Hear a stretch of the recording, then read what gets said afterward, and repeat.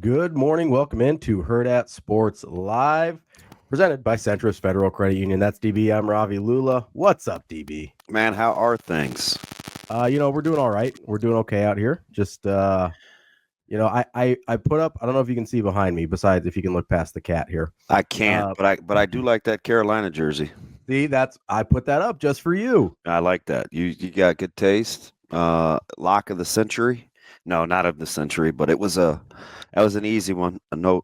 We always like no sweaters, right? No doubters. We do like a no doubter. What that close at? Like 4.5? Yeah, 4.5. Yeah, I think they covered I by six times 9. by 10 for a while. Uh, um. All right. So KP so far he's got the early weather report. He said it's snowing. It's definitely snowing here. Yeah, it is. It's weird to see snow and lightning. I doubt it gets to. I shouldn't jinx it, but I doubt it gets to what everybody says it's going to get around here. But it's some definite weird weather. Yeah, it's weird to get the lightning and the snow at the same time. I'm not a huge fan. How were the dogs? Buddha So was a Buddha. My youngest was a menace. Old man Biggie. He did his thing, came back in, and looked at me like, "What's the big deal?" oh yeah, mine have refused to go outside yet. Really? Yeah, they're Well, they got the killing. they got the giant bladders. They must either that or just more self control than I have because they're just not having it. They looked outside and they kind of looked at me like I would, the look that you get so mad when I give you that it like cuts you in your soul. Yeah. That's the look the dogs gave me when I tried to get them to go outside. They're just like, what is wrong with you? Yeah, you come by it honestly from they know that their dad can be a Richard head. They're well aware. They're like, yeah, he's that dude. But, it's Yeah. funny though. You're not next to me, but I'm just telling you, Yeah. like for me to have only moved basically, I don't know, 190 feet in my house, I smell incredible. Like I know you're missing that, me not sitting next to you, but this is like fresh out of the shower. Like, I mean, we are, Ravi, I'm telling you. And I have some new mouthwash too. I can't remember the name of it, Yeah. but it's spectacular. I will say, It's like without some bougie hipster stuff, but I can't those are the remember two things I definitely think of first when I think of you. I think DB, bougie hipster. All right, fine. You even got jokes from that far away, huh? That's cool. I mean, I Very could do nice. the close. Do you want the close up camera? Does No, that make you feel no. better? Is there such a thing? Because I wish I wasn't on camera. Yeah, because I'm using like an external one, but I could pop it over if you need to see my face. If you need me to No, be up and close. no. I don't. No, I'm good. Right where you're at, You nice and could far away. you could see the Carolina jersey better if I switch cameras, but No, do you know what's funny? what's My that? eyesight is so piss poor. I can't even see what number that is. I mean, if you had to guess what Carolina jersey I had, who do you think it would be? Oh, it'd be the old two tray. It's MJ, Yeah. obviously. Okay. Okay. That's So my guy. we're on to something. But All right. So what's Joshua got out here in Kearney? he says absolute whiteout. So that's not Oh, great. oh no. Is it coming here? I think so. Yeah, that's why Sasha was like, "Hey, yeah, you guys have to stay home." So I don't love that. I mean, I went with it because I mean I'm gonna listen to what she tells me to do, but I was trying to get. I don't love this. Yeah, You know what I I mean? know. Yeah. But I'm cool. At least I'm comfy. You know what I mean? A big basement and whatever. If I get a little squirrely or I start walking around, it's because I don't realize that I'm still at home. Now you're still on camera. I have this little cool table. You can like swing it around to the basement and stuff. It's like, Oh, it's like a little swivel. yeah, it makes me seasick. Yeah, I'm like the cool kids now. Not as cool as your Tar Heels though, or as Alabama State. Yeah. So how about that? Like already we get the crazy ending. Like I feel bad for St. Francis, PA, because they controlled that thing for a good portion, and man, they couldn't play the deep ball. It's like Yeah, yeah. Nebraska could have used a few of those deep shots late. So it was. Did you see everybody being like, "Oh, they got Jaden Daniels out there"? I was like, "Why is it got to be Jaden Daniels?"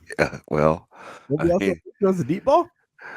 well, I think it had to be a brother because it was Alabama State, and Okay, Jaden Daniels deep ball over Jalen Hurts, and Mahomes lost. So, I, I don't know, man. I don't know why they picked Jaden Daniels. I'm Deep, just, it seemed a little weird to me. I get it's an HBCU, but don't be a hater. All you need to know right now is that the Dodgers are winning. I know I'm watching it. I got it on my TV right now. No, you know I do. I figured, I'm just saying, it's like when every time a white guy comes up through college, they're like, shades of Larry Bird when they're doing his draft profile. It's like, no, he's not. The Like, new one is gonna be. Who's the new one gonna be? Can you have shades of Dirk or oh yeah. Every shades of time Luca? every time there's like a tall Euro stretch four, they're like, shades of Dirk. Or you get this, maybe little hefty, bigger point guard, it's like, maybe got a little Luca in him. Hefty. Who says hefty? The trash bag people, they say hefty. Wimpy, wimpy. I don't see. I don't rock with. I'm not a hefty guy. I get my trash bags from Costco, and they're Hey, me pretty too. fantastic. So I'm a Kirkland guy.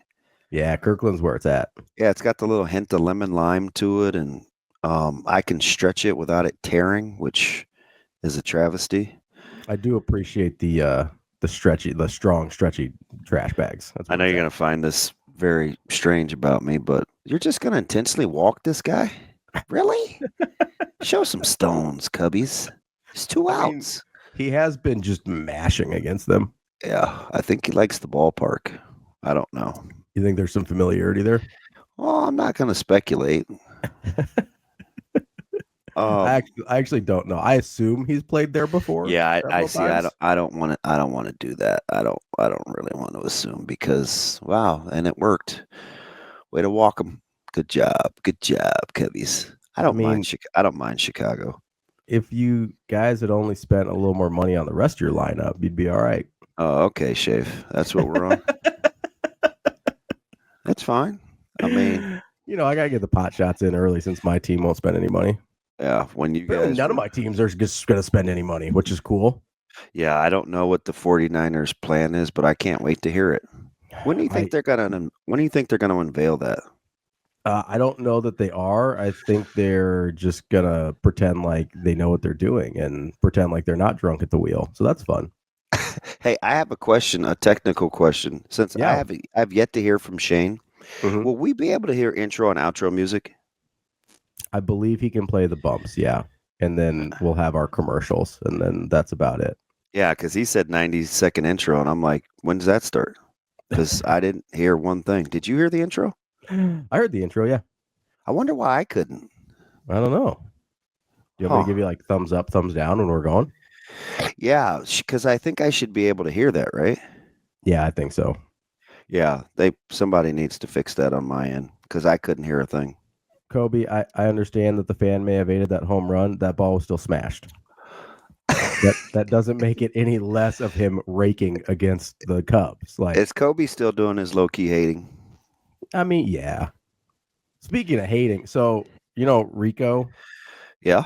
So he sends me a TikTok yesterday, and you know how we're like, hey, it doesn't. I think last week you and I were having this conversation with somebody. They're like, hey, it doesn't cost anything to be nice. We're like, well, how much did it cost to be an a-hole? Right? Yeah, yeah.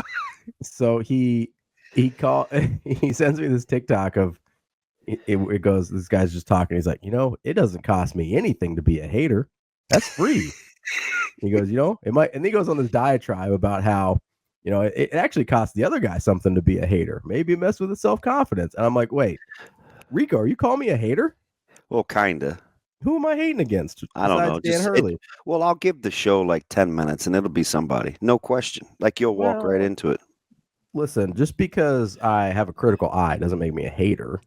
Oh, is that what you call it? Is that what the kids call it these critical days? eye, Dad, Timmy's got a critical eye. It doesn't quite have the same flow as hater. Yeah. I don't think that's what the kids say. Timmy's got a critical eye. Kobe, I wasn't talking about whether or not it changed the game. I was talking about Shohei not pitching to Shohei because he's smashing you. Oh my gosh. Hitting it 420 instead of 421 does not mean he was smashing any less. So is Kobe a Cubs fan or what's going on here? Kobe, are you a Cubs fan? I think he's just being a contrarian. He's got a lot of like amazing Daniel vibes right now.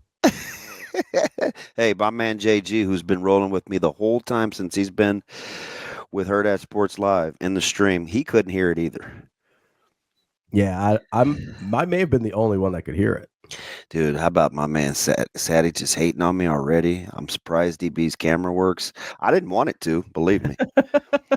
I'm just telling you right now, the joke is this morning I didn't want to hear it at all. But nobody was going for that. Do you need to be able to see me to have a good show? I mean, I think it helps. So I know like when you're talking and kind of what you're doing and if I need to like get your attention back or well, that's unfortunate. Wait, why would you not have my attention?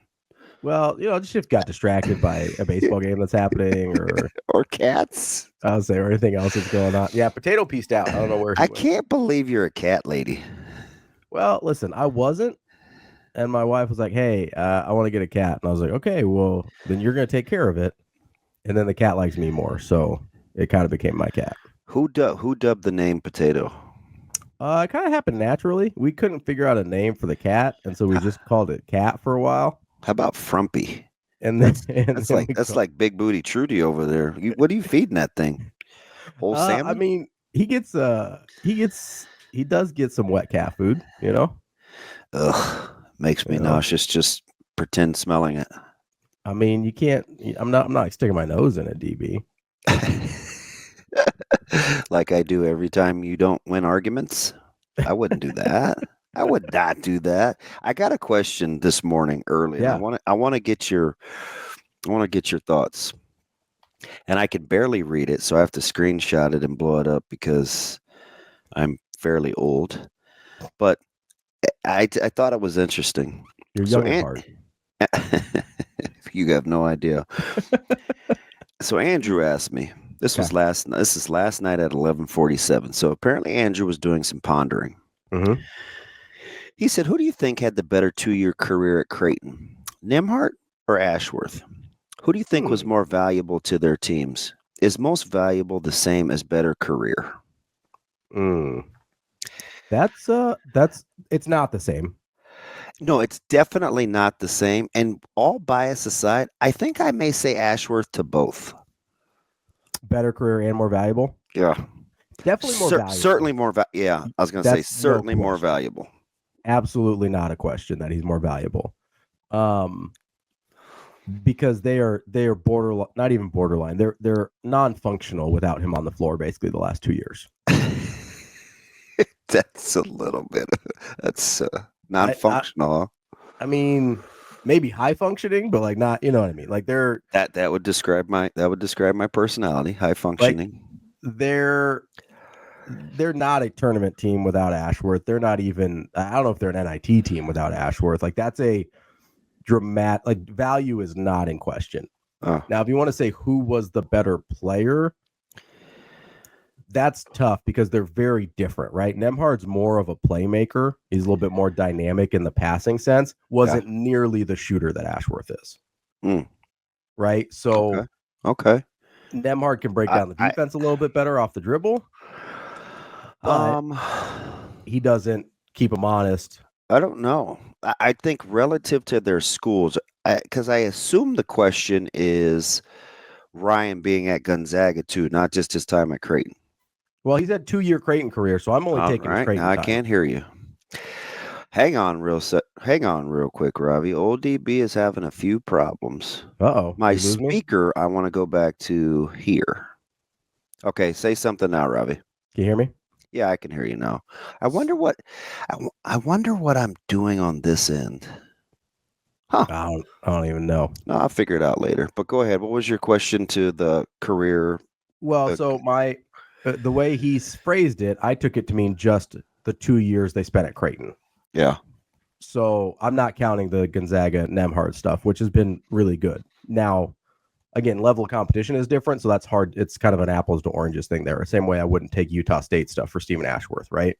I'm not going to take the fact they shot 45% his last year at Utah State and count it for his Creighton stuff. Like, to me, those are different things just because you're talking about sort of different levels of competition. But I could see an argument for Nembhard being better while he was here in terms of just his overall play. But I do think it is pretty tricky because they're like pretty like fundamentally different types of point guards. All right, I'll entertain it. I'll entertain it. You want to set up the show? Yeah, we've got some. We're gonna do our best today.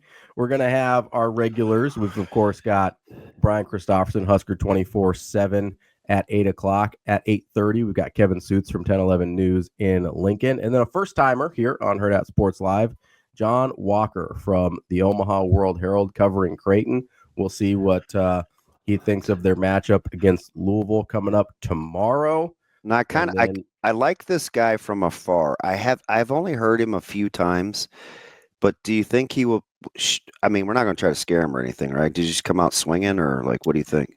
So I'm going to try and be nice. I'll be honest. I've got a little bit of a messy history with John Walker.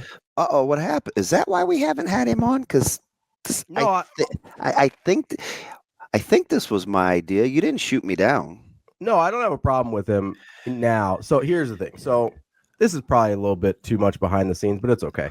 So I mean, we're all family. Do you not see how we fight? That's true. So our dear friend Matt DeMarinis was up for that job at the same time that John Walker was. I think Matt DeMarinis is the best guy going in terms of covering Creighton, right? So any job he wants covering Creighton, I feel like he deserves. All bias aside. I mean, no, plenty of bias. I love Matt. He's a terrific human being and he's great at his job. So obviously there's some bias here. That's not John's fault that he got the job instead of Matt. And I probably wasn't as nice to him as I should have been. I wasn't like overtly mean, but I was a little snarky on Twitter a couple times. I'm sure that's a surprise to you. And that's been a couple years now. You put the P in petty. Yeah, I do. But so that's my, like, I was riding for my guy Matt. I took that out on John a little bit. Totally not his fault. He was up for a job. He wasn't the decision maker. I get it. But that's why at first I was a little hard on him. Okay. Well, believe me, we won't be talking about that.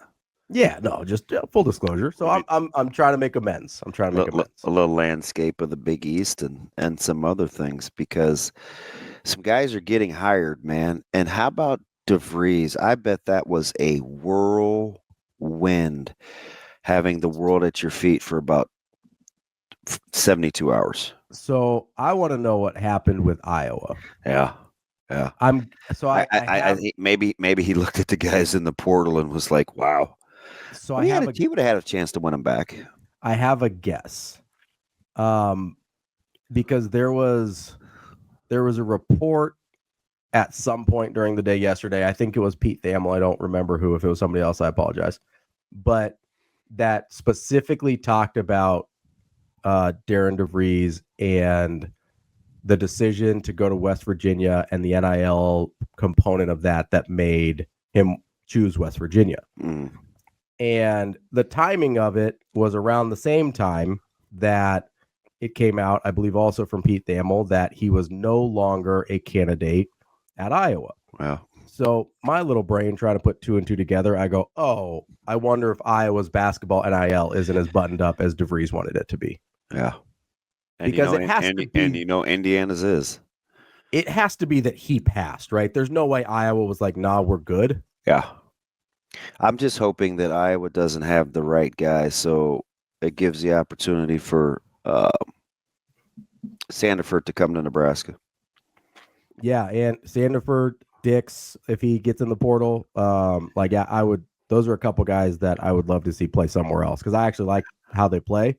Yeah, I like them as players. And let's not forget they have a fantastic point guard that is in the portal as well. So, and he shot Nebraska's eye out. So I'm sure Nebraska fans can quickly come to love. But at least Sandiford, Dix too, for that matter. Nebraska was in on them both early, and they both played for ETG here locally, the Adidas team. and had a ton of eyeballs on those guys. That's when I got a chance to not travel with the family, but be on the road with the Sanford family and get a chance to know them over the last year and a half. So that would be something that, because I can't remember who's our Twitter guy that keeps talking to us on Twitter about Nebraska's NIL. Is it Nebraska Talks or something like that? Yeah, I think so.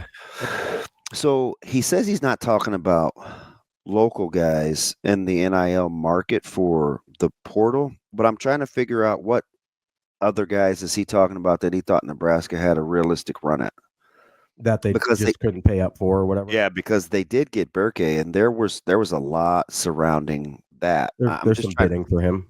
Yeah, I'm just trying to figure out who am I missing. Maybe Jan. I don't know. There's probably a guy or two I'm missing, but it's not enough evidence.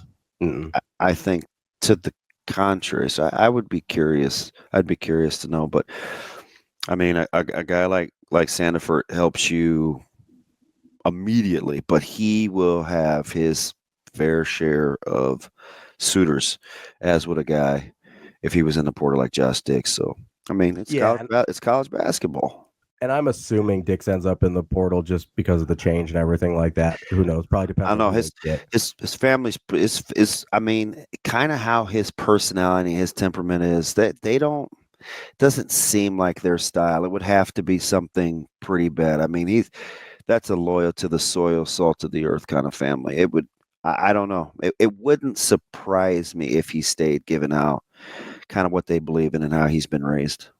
Yeah, I mean, everybody came after Josh coming out like 8th grade, 9th grade, 10th grade, but his team was good too, so that helped. But he didn't really team jump in the youth organizations. Like they're about loyalty. So I'll be curious to see how that plays out. I guess I just wonder, in situations like this, where does the loyalty lie? Was it to McCaffrey or was it to Iowa? Right? Like, I don't really know. And you probably have a better idea. They're on that side of the river, so I would assume Iowa. Yeah, but I don't. I'm just saying that AL is a lot closer to Creighton than it is to Iowa City. That's all I'm saying. Listen, I'm saying. Tamper. I don't work for Creighton. I can tamper all I want. Yeah. Get your tamper game right, because as I'm trying to bring Sanford to Nebraska. Yeah, because listen, you guys can have Sanford. I'll take Josh Dix, and we'll call it good. Yeah, I got to stop saying Sanford. We'll just split it up like that. Should probably say his name correctly. P. Well, I saw Dix play a bunch at AL with our guy Isaacson. Yeah, over there, and so I was familiar with him when he was basically a freshman, because that dude could play right away. Are you interested in anything early today for intrigue? Just you've been hating on Texas. You're a Big East honk. Are you nervous that you may have to put your money where your mouth is? No, just free Xavier, huh? Well, listen, it doesn't matter if Texas wins or not. I don't think. All right, so Xavier is a 2.5 point fave. I smell bad. Yeah. Maybe. Well, so here's my point, though, is I don't think it matters if Xavier wins or not, because we all know Texas is capable. Yeah. Right? That's why the 15 losses is stupid. We know they're capable. So if you're capable and you can't figure out a way not to lose almost half your games, like, get out of my tournament. If you can't figure out a way to win more than 33% of your conference games, get out of my tournament. Just get gone. So it doesn't matter if Texas wins. My argument against Texas has nothing to do with their ability. It's their resume. It's just, get out of here. You didn't do enough. I'm sorry. I've heard that before from you. It's like the smart guy that gets like a 2.0 in college or high school or whatever, and it's like, well, listen, I know you're capable, but you didn't do what you needed to do. Ravi here for compassion and action. Like, I'm not saying you're an idiot. I'm saying you're ineligible. There's a difference. Enjoy that. Listen, I know you've met a few of those. Yeah. Oh, 100%. That's like, so have I. Like, you coach anybody for any amount of time. Shoot, like, I used to be one of those. You talking about coach one of those? I used to be one of those. Yeah, you and me both. It's kind of how it goes down. All right, let's take a quick break here. And we'll see how that goes. We're learning on the fly for everybody here. At some point, DB and I will be back, and we'll continue Hurrdat Sports Live. Welcome back, Hurrdat Sports Live. That's DB. I'm Ravi Lulla here at not Hurrdat Sports Bar and Grill because weather apparently. The DB, the thing yesterday. So I'm driving on the interstate a couple times, and it's like that's just is that a news flash or what are we doing with that? No, so it's like 75 degrees outside, right? It's nice out, sunny. You had the top down in the old Mercedes. Yeah, I let my hair flow a little bit out the window, and every one of those overpass signs is blizzard warning, and I'm just like, this feels so like it doesn't even make sense. It's 75 degrees. I've got the air conditioner on, and every sign I pass says blizzard warning on it. And I knew it was accurate. I knew it was coming, but there's just this disconnect in my head of like, oh, like we grilled outside last night. That was 12 hours ago. Yeah. And not like you grill outside when it's freezing out like normal people when it's nice outside. Well, so yesterday, we try to build the menu for the week or whatever. Yesterday, there's like this protein lavage. Mm-hmm.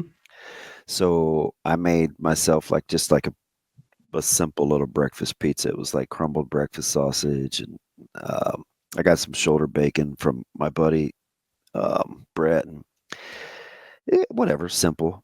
And as I was eating, looking outside, because the dining room table is kind of back by the deck, I was thinking, man, I should have shot my shot today and put something on the grill. Yeah. Like knowing I won't probably do that again until I don't know. I'm gonna do that Packer, but I don't know. I feel like I wasted. I feel like I wasted a moment. You're like Eminem. You only got one opportunity. Do not miss your chance. Well, so I looked at the 7-day. It's okay, right? I saw anywhere from like 55 to 62. Yeah, it's not terrible. Yeah, I mean, I'll get back out there. Yeah, I mean, it just won't be today. You're resilient.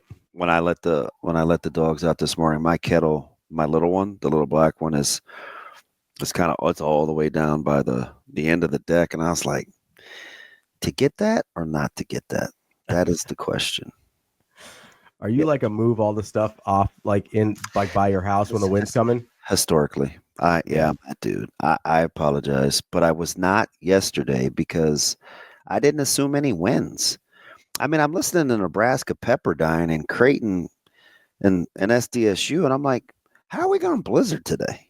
Right? I'm listening to baseball, which by the way, glad both teams won. Tight win for Creighton.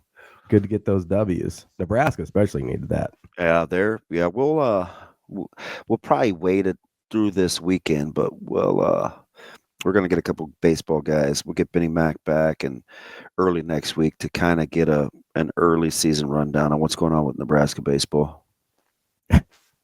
Kobe's being I know. I read it, a blizzard warning. Well, first of all, Kobe, okay.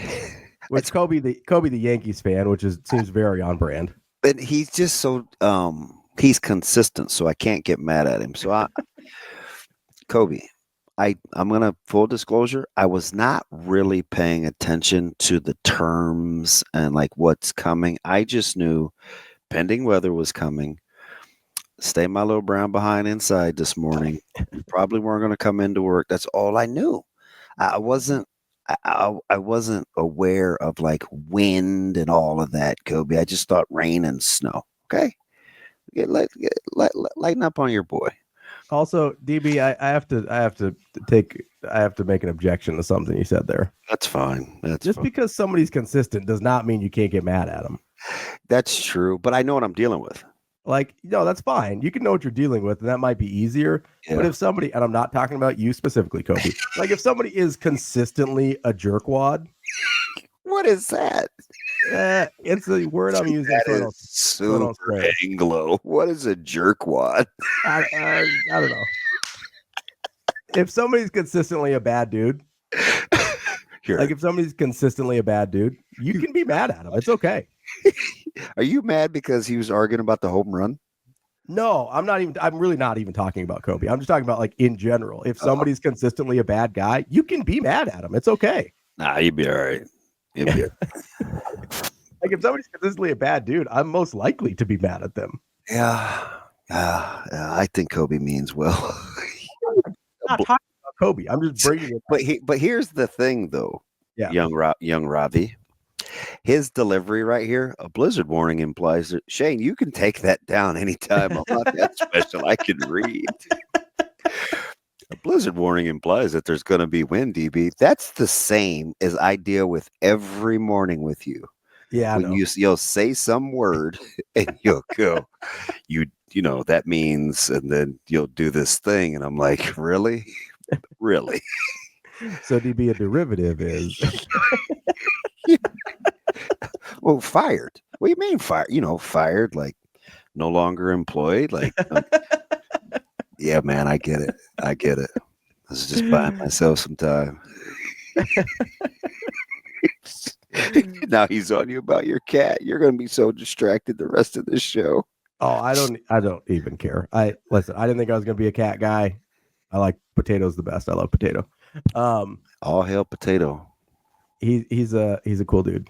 He likes to ride around on my shoulders like a parrot. So what are you expecting? Will people be stir crazy tomorrow and just be chomping at the bit to come hang out and watch Louisville and Creighton? I think so. I think especially after being stuck inside today, I think people want to get out. I didn't go to the grocery store yesterday, and I know you don't grocery shop. I wonder if the shelves were like, you know, all blizzardy. So I do wonder, since it's supposed to be warm, like on either side of it, you know, since it was warm yesterday, it's going to be warm-ish again tomorrow, and it's not, hey, it's going to blizzard and then it's going to be 20 degrees or below for the next week. I wonder if people were still in like a rush. Yeah. Because like I think it's going to be pretty safe to get out tomorrow, is what it seems like. Yeah, I mean, as far as I know, we'll be back at Hurrdat. You guys were laughing at me. I would have loved to have been snowed in with the kitchen at the sports bar. Just saying. You guys would have thanked me too. I don't think you were kidding. I know you weren't kidding. If they would have greenlit me to cook, I'd have had that thing, man.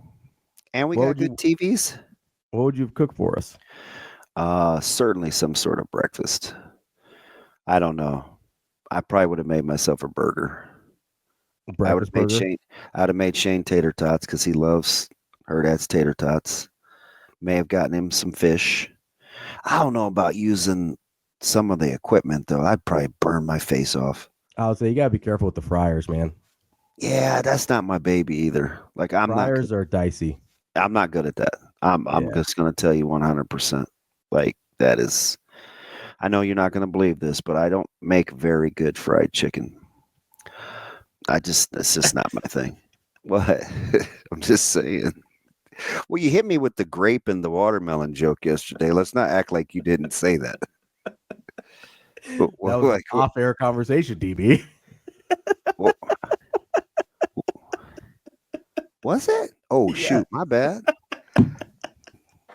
So much Are for the you tree sure? Yeah, so much for the tree of trust. That wasn't off air. Yes, it was. It was after the show. Oh, Costco. That's right. Oops. Sorry. Ravi's not really racist, guys. Sorry. Damn. Hey, there's Ravi in the middle of the road. Let's run him over with this bus. Oh, we got him. Let's back it up. Oh, sorry. I thought that. See, that's what happens. It was AI. I don't know what happened. It was AI. Now my eyes are watering. Oh, well, people will be mad at me too for taking it. Don't worry, I threw myself under the bus too. Amazing. Daniel says at least he's consistent. That's funny. Daniel, he's quick like that. That's why we vibe. Damn, Ravi. I am so sorry. It's all right. I wasn't even gonna make a fried chicken joke. All right, back to sports. I was gonna say like fish at 10 o'clock in the morning doesn't sound like. Like I'm not a morning fish guy. So what time did we shoot that promo? Shane probably ate about 11. It was probably about 11:45. That's cool. Yeah. Yeah, we got a little deeper into the day. I gotta have that fish though, because I could eat a lot of those. Oh yeah, it was good. I ate it when I got home. It was legit. And it was good cold. No, I warmed it up. Oh, all right. Other people use I know you have this thing with bringing things back up to temp or whatever, so you leave them out on the counter. Other people just put it in the fridge and then warm it back up. Yeah, but you don't strike me as the type of person that knows how to do anything in the kitchen. Oh, I'm pretty handy with a microwave. Oh, and I certainly wouldn't put that fish in the microwave. Dude, it didn't even smell. That's a travesty. It didn't even smell. How'd you keep the crunch? Don't you have an air fryer? Yeah, but it was still good. It still had the crunch. Oh man. You reheated fish in the microwave. Yeah, it was good. That's how good the fish was, is it survived the microwave. Okay. Listen, man, if I can't reheat it in the microwave, I'm not eating it. Like I'm not getting stuff in the oven to reheat it. Now I will bust out a pizza pizzazz. Oh man, I'm still mad over the C4 comment. I'm sorry. Oh man. The microwave sucks. Listen, I don't know. It's not my favorite, but it is fastest. And so if I'm need to go. I mean, I get it. I think I'm just traumatized because our microwave is never set on what it's supposed to be because I got people around here that don't know how to hit cancel off buttons. I just let it go to zero. Just let it go to zero. How hard is it? Again, that's what other normal people would do. Around here, that seems to be a foreign concept. Though. How hard is it just let it go to zero? I don't know. I just can't believe you won't put anything in the oven. Well, you have an air fryer. It's the same thing. No, but it takes too long. The air fryer takes 10 minutes. Oh my God. What if I'm hungry now? Hey, listen, you need to control yourself. Listen. That's what you need to do. I need to eat. Hey. If it's time to eat, I need to eat. Hey, Wyatt asked me if you have any soy sauce jokes that he needs to know about. I should tell him what you were going to say yesterday. That was also off air. That does not need to be repeated on the air, DB. We were just talking Dodgers Cubs, guys. Dodgers Cubs. Anyway, Ravi, I do have a question that I want to get to about this Iowa job. Okay. And I forgot what I was going to say because Wyatt made me laugh. Yes, Wyatt, there is something you should know about. I'll tell you later. There's just something about being at home that brings out my maturity. Yeah, because we're usually so buttoned up. Unlike the sports bar. Is there somebody that could get that job that would make you oh, damn, kind of like what some of the other schools in the Big Ten said when Coach Rule was hired, oh boy, this is going to be one to watch. Is there that basketball guy at Iowa, or are you kind of removed because Nebraska hasn't been as competitive as we would like in hoops? No, because I think it's a very similar spot where Nebraska and Iowa aren't that far apart from each other in hoops in terms of where I consider them in sort of the Big East hierarchy. To me, and maybe it's premature, but I do think McCollum is that guy. He worries me at a place like Iowa. That's a dude that, depending on who you talk to, some people consider him maybe the best basketball mind in the country. He's certainly in the top handful.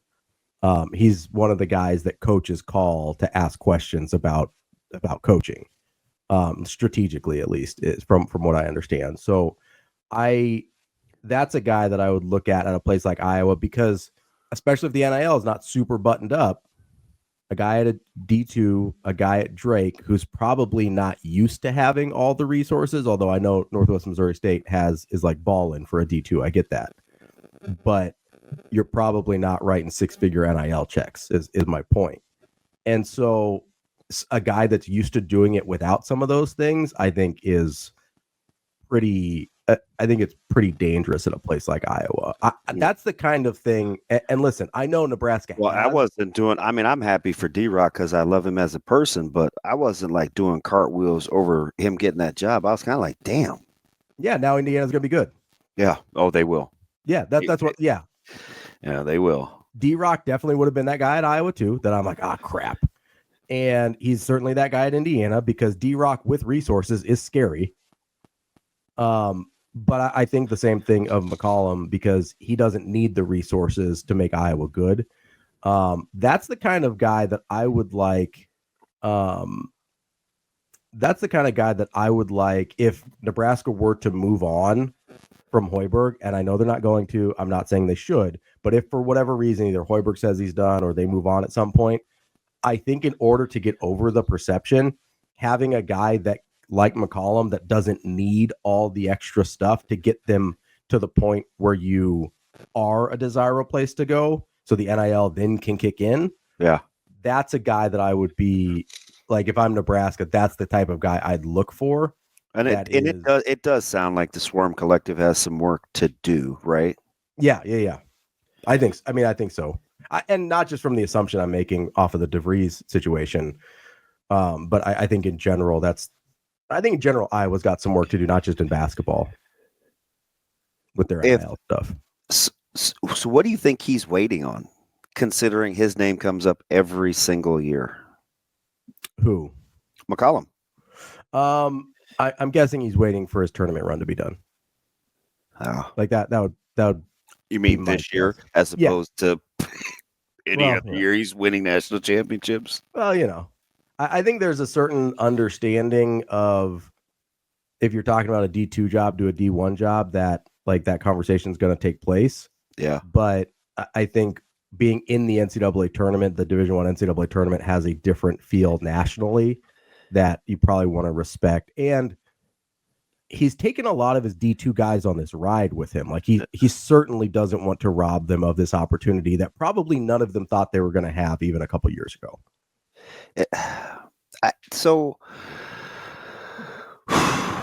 Potential job. Oh, so he could wait a year too. Oh, 100%.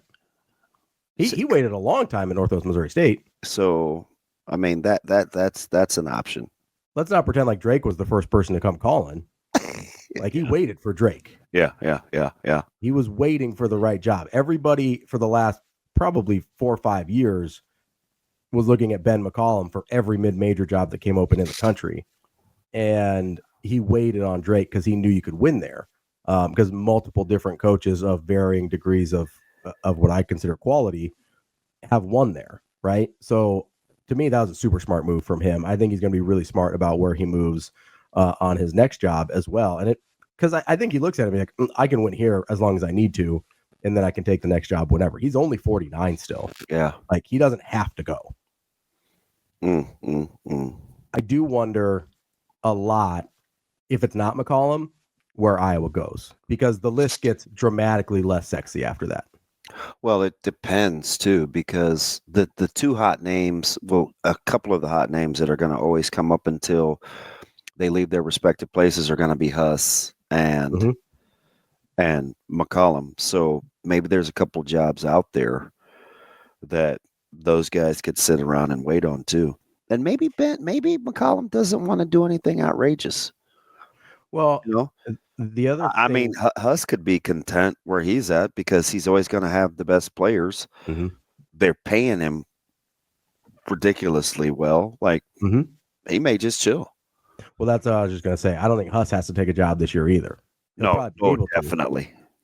But Huss is going to have opportunities for a while. And I do, I feel like we've forgotten about Villanova in all this. Yeah. That's an interesting job. That's an interesting job, though. It's a super interesting job, but it's also the team out of the ones we've talked about that has by far been the most successful recently. Yeah. Well, we're going to see if that job was about the coach or the institution. Program. Yeah. And I get what Raleigh did, right? But remember, that was a one-off. And a long time ago. So, you read the Collinsworth stuff, and I'm like, I don't know. Yeah. I shouldn't say clearly. It doesn't appear he wants to be at Northwestern at all. So Yeah, I think his agent's putting some work in because his name wasn't coming up a few years ago, and it all of a sudden is very involved. the crazy thing is like they don't want to play in the postseason tournament. He's kind of had the outward. He said some things out loud about the condition of that university, and I'm just thinking he's already kind of doesn't enjoy being in the conference. Apparently, so it's like if he wants out, I don't. If I'm Nova fan, I don't love that. No, it's underwhelming for sure. It's an underwhelming hire. He makes some sense because he's got some experience with an academically rigorous institution. And I know a lot of times people will make that jump, make that comparison. But let's not forget that Jay Wright wasn't a super sexy name when he got hired. Yeah. It may be. Hey, how fantastic is he in studio? Oh, he's great. Yeah, he's sick. As I hated and I never really hated Nova the same way I do like a UConn or some of these other teams because I just always respected Jay Wright so much. He's like, I have more respect for him as a coach than probably most people. Like, I think he was unbelievable. Than Jay Wright? No, Jay Wright is unbelievable. That's who you're talking about. You said more respect for him than most people? Well, like I put him like he's almost like an all-timer to me in terms of his coaching. Okay. There'd be a lot of people that would hang out in your room with, well, not that room with cats, but like there'd be a lot of people that would chill with my man Ravi over a Jay Wright love fest. That's fair. Crecky's right too. His suit game was on point, which I appreciate. But you know who from day one when he was started working and going to shoot arounds and stuff covering the Big East, I think Bob may be Jay Wright's biggest fan. Yeah, I do remember him talking about how good Jay Wright was to him while he was learning and figuring stuff out and doing all that. So he does, but no, you're right. He's incredible in studio. He does a great job. I feel like you actually learn stuff, which is not always the case. Yeah, and they pit him with Jalen Rose, who I like Jalen in a lot of areas. There's sometimes he drives me crazy. But I do think I got to be careful too, because I think there's something with on-air personalities and analysts in particular, where you have to you're paying for the personality, like whatever it is. So you have to let that thing ride. But sometimes I just want to tell Jalen, I just want to just turn it down just a little, just turn it down a little. But his barber is fantastic. I do know that. It's tough when you see like the inside the NBA guys, right? And like that's the secret sauce, and you go, hey, this is how you differentiate yourself from all these other kind of bland, studio shows. But it's also you can't replicate inside the NBA. That's why ESPN's paying TNT $1 billion for it, right? Like because they've been trying to fix it. They've been trying to do they've been trying to do the NBA studio show on ESPN for years. Dude, that's ludicrous. They went through Jalen Rose and Stephen A. Smith and Bill Simmons and Magic Johnson and Michelle Beadle and whoever else, right? And they just couldn't ever figure it out. Like it's a super unique thing that they have. Yeah, I'm ready for today, man. I wish these games started earlier. That's why I can't wait for tomorrow. I know Sasha was probably floored. She's like, hey, you want to do the whole meet and greet and come hang out with the group at the watch party? And I was like, yes. She probably looked at her phone twice, like, what? Early basketball on television with a lot of TVs. I'm probably gonna be in, and I'm gonna get fed. It's a little early for me to eat, but I'll have a nice to go. Don't you worry. Well, you could wait it out a little bit too. Oh, for sure. I only eat. I could wait forever. To be honest. Hey, your Dodgers got the W. I saw it. Shaking hands, baby. 6 runs on 7 hits. The Cubs got to be sick. How's that for total bags, baby? Efficient. And as the camera just continues to pan on Shohei, they got other players, you guys. Okay. Yeah, they got like Roki Sasaki. There he is, and him too. Like Yamamoto. They're overdoing it. Let's knock it off, guys. They're literally only showing the Japanese players. Like I'm not exaggerating. They're only showing the Japanese players on Fox. Careful, your Tourette's will kick in. I'm not gonna say anything. I think it's time for a break, Shane. And we'll be back. I think. Welcome back to Hurrdat Sports Live, presented by Centris Federal Credit Union. That's DB. I'm Ravi Lulla. We are joined now by our friend Brian Christopherson from Husker 24/7. What's up, BC? Hey, how are you guys doing? We are good. We're getting our BC game right. We're doing this kind of from our homes and trying to look presentable and still be funny at the same time. How about that? It looks good. We're all on the same page then. We're all on the same level. I like that. How's the weather? It's all right. Just a minute before I came on, the lights flickered in my house. So let's hope that's not a sign of anything. What's going on outside? Looks fine to me. I haven't taken a big look. No. One of my dogs went out there and rolled around in it for about 5 minutes. So he thought it was fine. So it's just so you're actually getting inclement weather. It's just not crazy. We got a little on the ground, but it's not nuts. No, It's not nuts. So maybe it's not coming. And I shot an 83 yesterday, which I just wanted to throw out there. That's fantastic. Yeah, I know. Thanks. Had the rest. I mean, for me, it is like I played golf since I was 5 years old, and for the last 2 or 3 years, I've been shooting like 95s for some reason, and I've been frustrated as heck. But I had my rescue club dialed in yesterday, and now the snow is interrupting my momentum. Yeah, no thanks.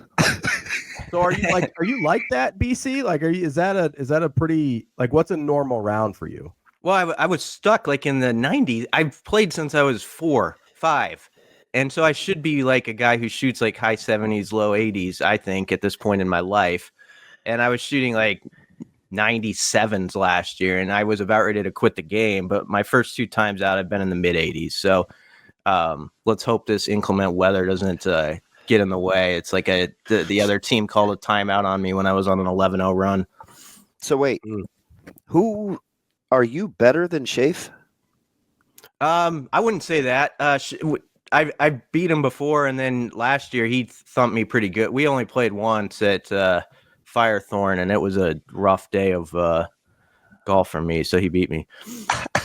Where does Brunts fall into this? Brunts is good. Brunts is really good, and he only plays like 3 times a year since he had kids. He's still really good. He can swing it.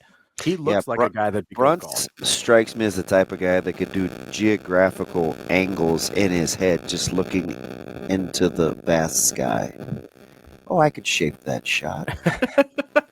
90 degrees, bend it left, fade, drop it right there. Okay, hand me my club. Like I could see Brunts doing that in his head. That might be true because that was not an exaggeration. He plays like twice a year. And he when I am with him, he'll shoot like an 80, 78, something like that. So and I'm not talking 9 holes. So he can play. Maybe he's a secret golfer. Yeah, maybe he's lying. Maybe he's got like a little simulator in the basement. He's just getting hacks in. You never know. That's why you guys should come up to the west side and utilize the Swede Center, man. That's nice. If I had unlimited money, I wouldn't get a fancy car. I wouldn't do anything out of line. I would get a golf simulator, though. That's ridiculous. And that's the one thing I would have. Gosh, we all have our things. You know what I would do? I would buy like 4 cows and a couple of pigs. And I would have good meat. Like that's maybe a processing plant. I don't know. So we're just different. That's all. The heck with the indoor facilities, man. I want good food. So not a golf simulator.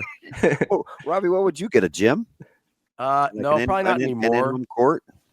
Maybe if I could do like an in-home like tennis court, I'd probably do that. If I had like FU money. But no, I probably wouldn't do. I mean, I had the pretty legit home gym set up, but I don't really lift anymore. So, You know what's funny? The alleged athlete of the 3 is the one that picked the least athletic thing. I think you got all your athleting done back in the day. We still got some work to do. I got to revisit my life goals. You could have a golf simulator in the barn by your cows and do double duty. Yeah, I'm interested. This is really dumb. And this is the thing that Cooper and Bob make fun of me for. I just talk about random things sometimes. But I have a thing for like understanding livestock now over the last 4 or 5 years.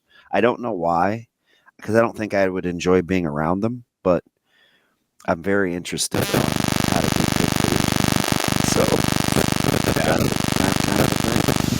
BC, are you all in on loops right now? Are you lukewarm? Where are you? Yeah, hopefully my mic's all right. I get a little something in my ear, so hopefully Shane's not complaining about me. But yeah, I am all in on the tournament. I won't leave my couch for the starting Thursday for 2 days. Oh, nice. You have a cool spouse that won't turn their face upside down, that you don't move. They just understand kind of that's what you do. Oh, she might, but sometimes you have to. Sometimes you have to have that fight, like you have to say, this is what I'm going to do, and we'll see how it goes. We'll just play it out. And so that's my plan. Oh, that's fantastic. Do you have a winner? I picked Auburn over Houston. I know they're on a skid kind of coming in, but I've said this on the show. I'm kind of against that. Like, I play the other angle when I think a team's maybe some people think they're slinking in, and I think no, it's perfect timing for them to flip the switch. So I actually had North Carolina in the Sweet 16 prior to even last night. Like, I thought, you know what, they're gonna go and they're gonna be on a mission. They got some dudes. They'll make a little run. We'll see if that's right or not. They got a tough one next, but so yeah, I have Auburn over Houston. Okay. You know what? I'm off of Florida. I think I may go with Houston. I like both those teams in the finals, though, B. I really do. Do you guys ever pick teams a little bit based on just like you'd like to see it, like you can get behind it? Like, I feel that way with Houston. I'm kind of at that point where I just like their brand of ball and how tough they are, and I'd love to see them grind it out all the way to the finals. Yeah, I'm more petty than sentimental, so I'm going to pick against the team that I liked all year because now everybody likes them. So I was on the Florida hype train. Like, they just dusted Carolina off, and I'm like, God, this team is going to be built well, especially when they're healthy. I told Ravi, I said, man, we need to take a flyer on Florida. Like, these guys are going to be pretty good. Now everybody likes them, so I don't want them to win now. Like, that's how my adult mind works. So it's not that I'm Legit, man. When they're playing well, they get buckets so easy. Mm-hmm. Like, Yeah. Tennessee's a really good defensive basketball team, and they shredded them the other day. And it's like, I don't know, they have so much versatility, but I do. If Houston can stay out of foul trouble, I may pick Houston. I'll tell you. Ravi, when do our sheets have to be in? I saw the QR code thing. Just 11 by Thursday is by the first game. BC, I'll tell you at 10:56, man. I got nothing but winners. Okay. All right. So Sure, you'll be waiting with a bated breath. Don't unveil your secrets before then. All right, I got you. BC, I kind of do. I don't know if it's the same thing as you, but I'll look at kind of coaches that I like, and I'll go, okay, Kelvin Sampson's probably too good of a coach not to have a national championship, right? Like, I'll look at him, and so that's kind of how I'll go through things. Is like, like, considering who I think this guy is as a coach, he probably needs to make a Final Four, or he probably needs to win a national championship. So I actually do have Houston in my final, but I don't have him winning it. Yeah. Is it pretty chalky, Ravi? It is pretty chalky. You know what made me mad is so the other team. Well, yes, but because apparently I'm a hater. The other thing that wait, what's your term again? Hater? No, it's not hater. It's what's your term? It's I don't think the kids say that. I've got a critical eye. Yeah. No, I really wanted to take Maryland far, but they run into Florida. Yeah. That made me so mad that they were in the same region, because there's a world in which I take Maryland into the Final Four, but they run into Florida, and I think Florida's better. Anyway. All right, B. So we're a couple days out, right? It's been relatively quiet since spring ball. Can you embrace this from the media perspective that I think this is going to be pretty businessy going forward, right? Just football. You think we're ready to kind of make that adjustment? I think so. By that you mean you don't think a lot's going to escape the walls? Is that what you're saying? Well, I just don't think there'll be a lot of. because this is just Okay. me. I've just heard probably 4 or 5 times since January about either something to the effect of just play ball, just get better, no curse, don't worry about outside noise, don't overhype things. I Mhm. try not to overhype things. Like I get the sense there's going to be this concerted effort to be pretty vanilla. I think chasing 3 came back to kind of bite him Yeah. a little That's bit. true. And so it's just a feel that I get where I could, and I don't know anything, but I just think it's going to be about football. Football. That's fine. I Yeah. don't think the offseason national championship question helped either. So, Yeah. I don't think that I could hey, tell that. did you like his response? Actually, I did. I thought, you know what? You could tell he didn't like the question. And I like when a guy kind of shows that he didn't like the question, but still like what the actual quote was in print. If you print it out, fine. It was just a professional answer. So I always appreciate Yeah, when because you can't see the. yeah. I mean, it used to be that way. We didn't used to have all these things on camera.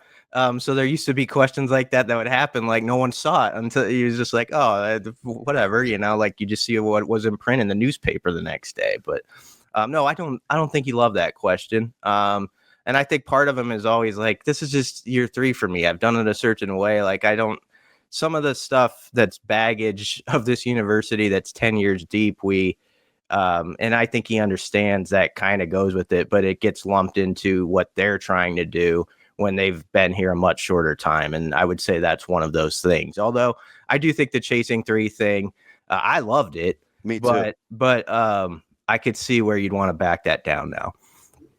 Yeah, but you see, I do kind of wonder, because they talked about chasing 3 as this, recruiting tool and Mhm. this like outreach for the university and for the program and things like that. So I do wonder how much you think they'll try and walk the line of still having some things that appeal to the outside because they have to at a certain point, and how much it's going to be like, how do you keep it to football but still have some sort of product out there that can appeal to people that you're trying to get interest in your program. Yeah, that's a good point, Ravi. The thing that was about chasing 3 that drew attention to it was done at such a high level. Mhm. Like usually those things, are pretty mediocre or whatever. It's a 5-minute snippet.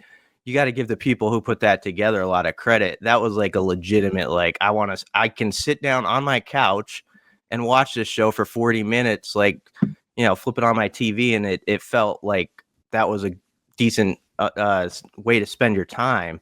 And so I think actually the production value is what made it, to the point where some people say, "Well, that's a little much." It's actually just because it was done really well.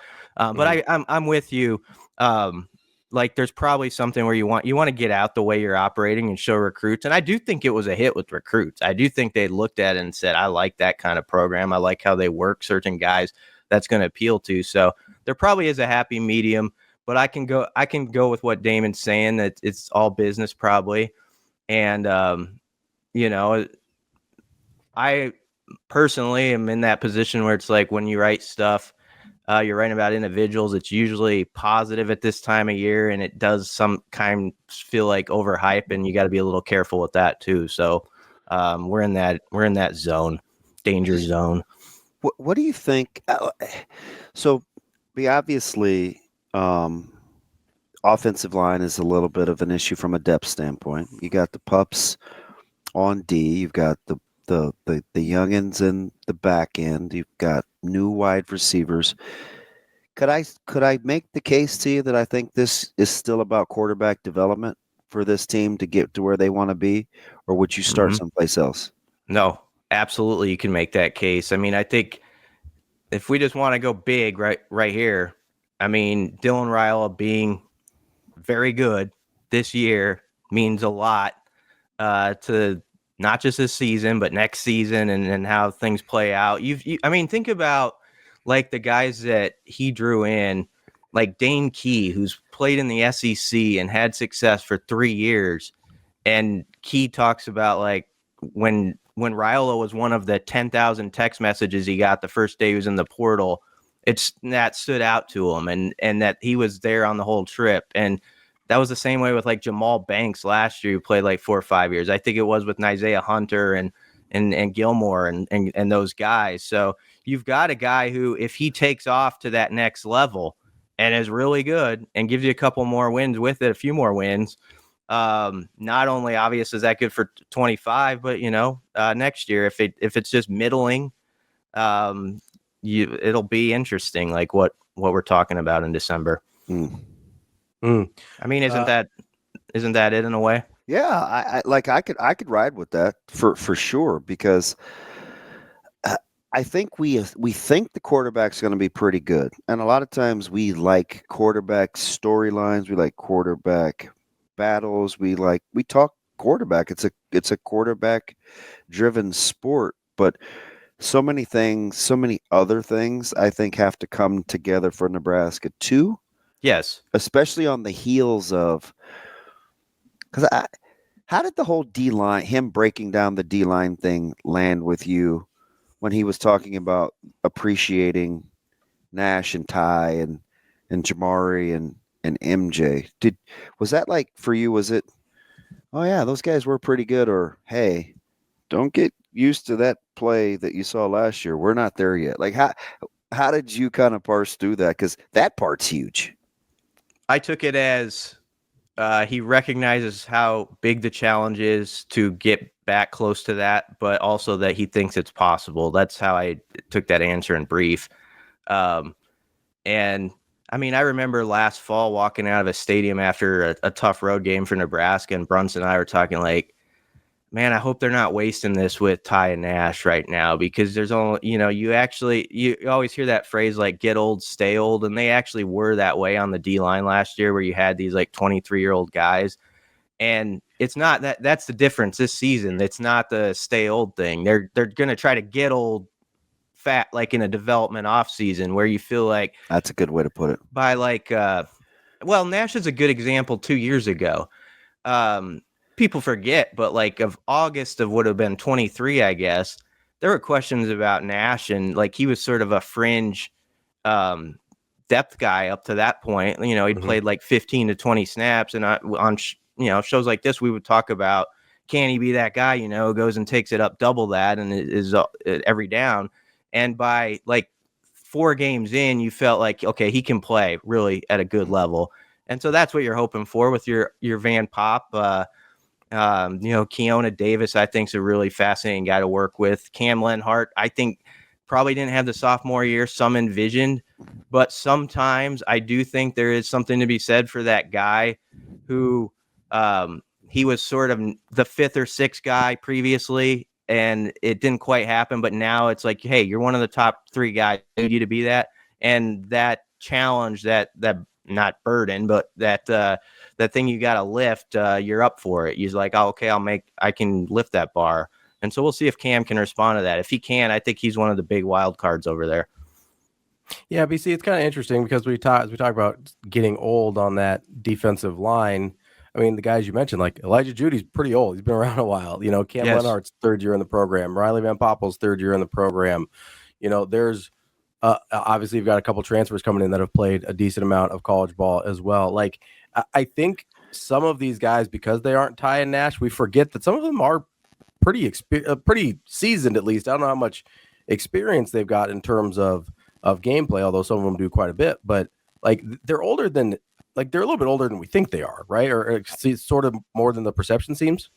Yeah, I mean, RVP's in his 3rd year, and that's sort of the year Rule always talks about for guys in the trenches, where it can, you do take that step, sort of like Nash did. So, like, I'm expecting that he's going to be pretty good, but it's like, what level of pretty good is it? There's other interesting guys. I don't know, Damon, is there somebody like that's like just not being talked about there that we're missing the boat on? Like, on the D-line? Yeah. Like, I know Ochoa popped up in the bowl game, and Dylan Perrin and Mason Goldman and guys like that. And I kind of like Mason. Lafotu is hurt. Yep. I do like Mason though. I think the players like Ochoa. That's probably everybody, BC, if I'm just kind of rattling them off in this empty space of mine. Yeah. So, I mean, if they could get one or two of those guys to get to a level where you don't feel like there's much drop off between the 3 or 4 main names we talk about. I was disappointed when Jalen George was out for the spring, just because I was so curious about him, because he was one of the first guys they brought in on the portal visits in December, one of the first weekends at least. And so that told me something. And I just wondered what he would do this spring. But he's an important guy, a guy like him that you'd love to see take off. And, I don't know if Winari can catch it quickly as an end, if it's going to take another year of building or whatever. But a couple guys like that need to hit, and then you're feeling all right. Ravi, not to steal your thunder, I think this was on air, Ravi, but we were talking about Nwarne and yesterday, and it seems like, and maybe this is not wanting to overhype it, maybe this is we kind of know he has room to grow or whatever. I didn't play a ton at Missouri. We're a little reluctant to talk about the importance of kind of getting him. Do you think we're afraid that he won't be as good as advertised, that it's damaged goods, that we're jaded? He doesn't come up very much at all, especially when you compare him to guys like McCollum or even what's my guy from Idaho, Marshall. Yeah. On the defensive side, we've already penciled in a starter at linebacker. We don't talk about the young man from Missouri a ton. Yeah. Maybe a little jaded. I do think I think we are willing to hype guys a little bit still, probably too much sometimes, but who are like McCollums and guys who have been around who are like seniors. And I do think the one thing where people backed it off some is with those younger players, with guys who, okay, he was a big star recruit, I get it, but let's see a few plays in the game before we jump up and down about him. I think that's good for him though. Me too. I think it's great. And I think he needs Lincoln. Yeah, and he's got a great cast around him. Like, he's got people that he's familiar with, and I think that can do a lot for him. But I think in a way, I wrote this the other day, but some of these portal additions we have spent the last couple months talking the most about, and that can be good for, like, say, a Ja'Cory Barney or somebody like that. Like, usually in years past, even from like December to March, Barney would have been a name brought up way more on shows and stuff like that. And he's not as much, I don't think, because we always go to, like, or at least I do, you'll go to Key, Hunter, Gilmore and some of these new guys coming in. And I think that's fine for those guys, like, who are trying to have that sophomore surge instead of a slump. It's like, one, you get the fuel of, okay, everybody's kind of talking about this guy over here, I'm just going to put my head down and work. And you also don't get that, like, deal where it's just over the top with headlines about you where you rest on your laurels. So I think that could be beneficial. We'll see. Yeah, I mean, you bring up a guy like Barney, but I think of a guy like Cortez Mills, who very easily in a class like this would be super highly thought of. Exactly. And just isn't getting the type of publicity. And again, maybe for the benefit that he would be if you didn't have this group of transfers coming in. Yeah, that's a good point. The high school recruits are not. It was a really late, and this probably goes to show it. I just did a Super 6 and sleeper thing from the class that's like just now that I put on the site. And I mean, that's kind of connected with, we're so busy with like the portal thing and other stuff that it just wasn't quite the same commotion around the high school guys. And even on early signing day, if you think about the press conference, we were talking about everything else but a lot of the guys in the class because there are all these topics in the air. And again, maybe that works to their benefit, where it's not over the overkill about, like, you're expected to do this right away, or everybody, you see your name in print or said when you get in your car, and stuff like that. It's good. I think that can be kind of to Damon's first question, like, just business, for those guys coming in. Interesting, because I saw where you had Malcolm. I think you had Malcolm Simpson at 3. Terry was at 4. Maybe my bias. That could have been my bias. Who was 6? Was it Parker? I put Parker in there. I feel like it could have been one of like 5 or 6 guys that slotted in there. But I mean, he had 3,400 yards the last 2 years. He averaged double digits yards per carry. I know he's in a good program. I love him. Yeah. I love him. I think Nebraska's in really good hands with Parker and Nelson if those guys stay healthy. So you don't have to defend it with me. And he's missing a year of tape too. Yeah, I had 3 D linemen in my top 6. I had Simpson, who I think's an athletic freak, who I think was huge to hang on to. Tyson Terry, because I just believe, I know the injury he's got to get back from, and it's probably a red shirt, but he's going to, I think, give you steadiness at some point at least, and then maybe more. And then Cade Petrak, I think is that guy's film is really, really good. I wish I could understand who he's playing against better. Yeah, that's true. But he plays. That's a violent, apparently mean-spirited kid. You know what's really interesting? Rule has been asked a couple times about sort of Nebraska's main recruiting grounds, and then natural states come up. He always throws in there the Dakotas, and he talks about taking a couple guys, especially big people, is what he said, out of the Dakotas. Like he really believes. That was a minute ago. How did you remember that? That's a good pull. Well, I mean, I just wrote it yesterday, so. But stuff like that, I do kind of try to file away in my brain. That's why sometimes other stuff I'll get asked, and I have no idea because I only have so much bandwidth in my. It's not a lot up here. But I will remember something like, yeah, Matt Rule wants 2 or 3 guys from the Dakotas. Like that's for some reason up there with picking Houston in the championship game. I feel like I feel like I'm out on an island, but people have to kind of understand my heart because I heard this about, I wasn't overly talkative about Malachi Coleman. I remember, and conspicuously, I left him off my Super 6, and that got a little pushback. Excuse me. But I feel like I have a guy like that this year that I need to see more that a lot of people like. And I gotta see more from Dawson Merritt. And I think you had him, was he 1 or 2? I had him 1. And so I kind of went with I've got to see more from him because I think he's young in the football game. Mm-hmm. His body is extremely young, and he's coming off of an injury. Mm-hmm. So those things, I'm like, I want to watch this unfold before I say or think anything too crazy. But I feel like I'm way off on the perception, generally speaking, from most people. Okay. Again, I think that's good. And he's out this spring, as you mentioned, with the injury, and maybe some of that can be a blessing in disguise. I don't want to go too far with that, but you don't get like that deal where it's like, oh, we didn't hear about Dawson Merritt. Why is his name not coming up in April? Like if some of those guys are out, just let them take it in, even if they're not on the field, and grow behind the scenes, grow your body and all that stuff. And so that's fair.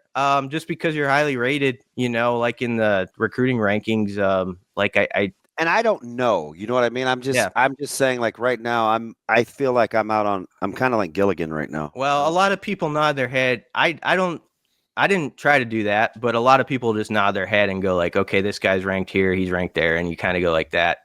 I think Cortez Mills is going to be a dog. So it's a competitive kid. I almost had him 1. And I think him and Ja'Cory, same neighborhood, same exact vibe. Like when you interviewed him as recruits, like I'm going to go get this. There's nothing that I'm going to let stand in my way.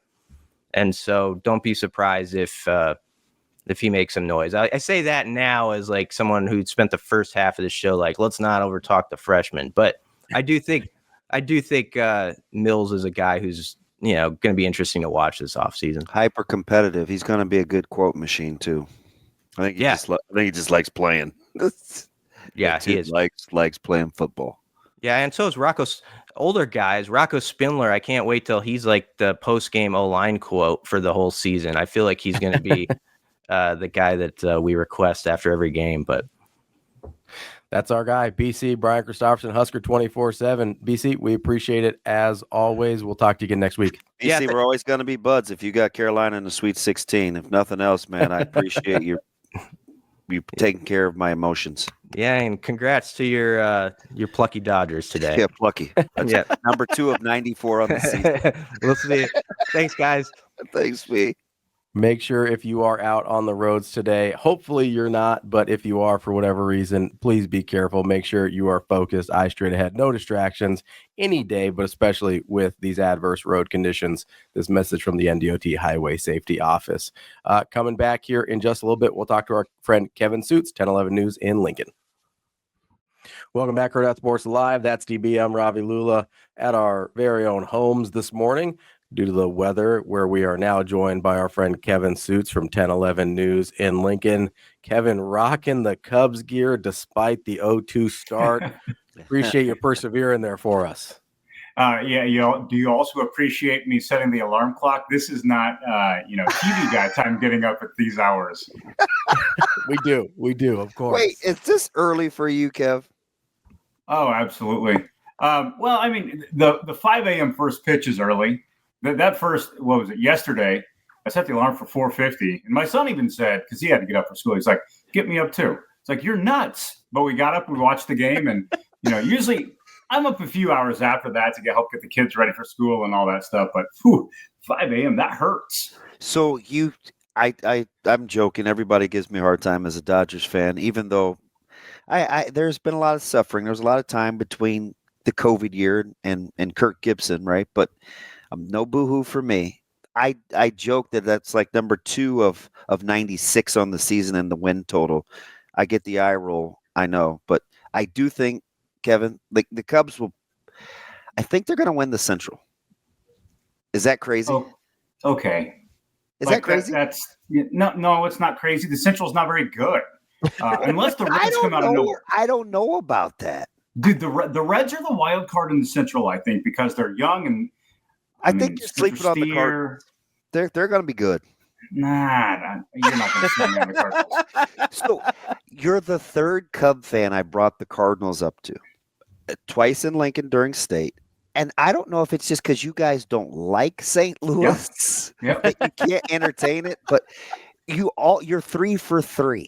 Everybody had the same response when I brought up the Cardinals. I'm like, you guys it's got to be the hate thing, right? It's somewhere deep inside the blood of like, that's just a nasty team. We don't even give them a chance at the beginning of the year. But come like mid-August, we're probably going to say, yeah, they're pretty good. Goldschmidt's, he's all right. I don't know. The 2 games in Tokyo I know there's so many things at play. One, you're playing the best team in baseball. Like the Dodgers they're stupid good. And they're really fun to watch. And they did this without Betts and Freeman. So if they get those 2 guys back when they get back on American soil, like, all right, they're going to win 162 games. But like for me, the Cubs, it looks the same as last year. And that's the disappointing part for me. I don't like to be knee-jerk guy, but so far I don't see a whole lot different than what I saw last season. I think you're selling them short. I'm just waiting for the Reds to fully unleash Ellie De La Cruz on the country.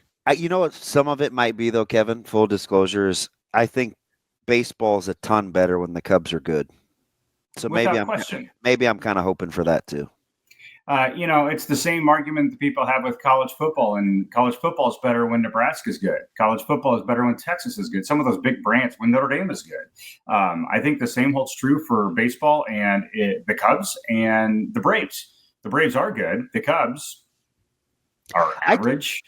I just hope the Braves can actually stay healthy. Their injury bug the last 3 years is kind of unprecedented, and they overcame it a couple years ago. But like that, I don't know that if they can stay healthy, that's again another team. Water's wet.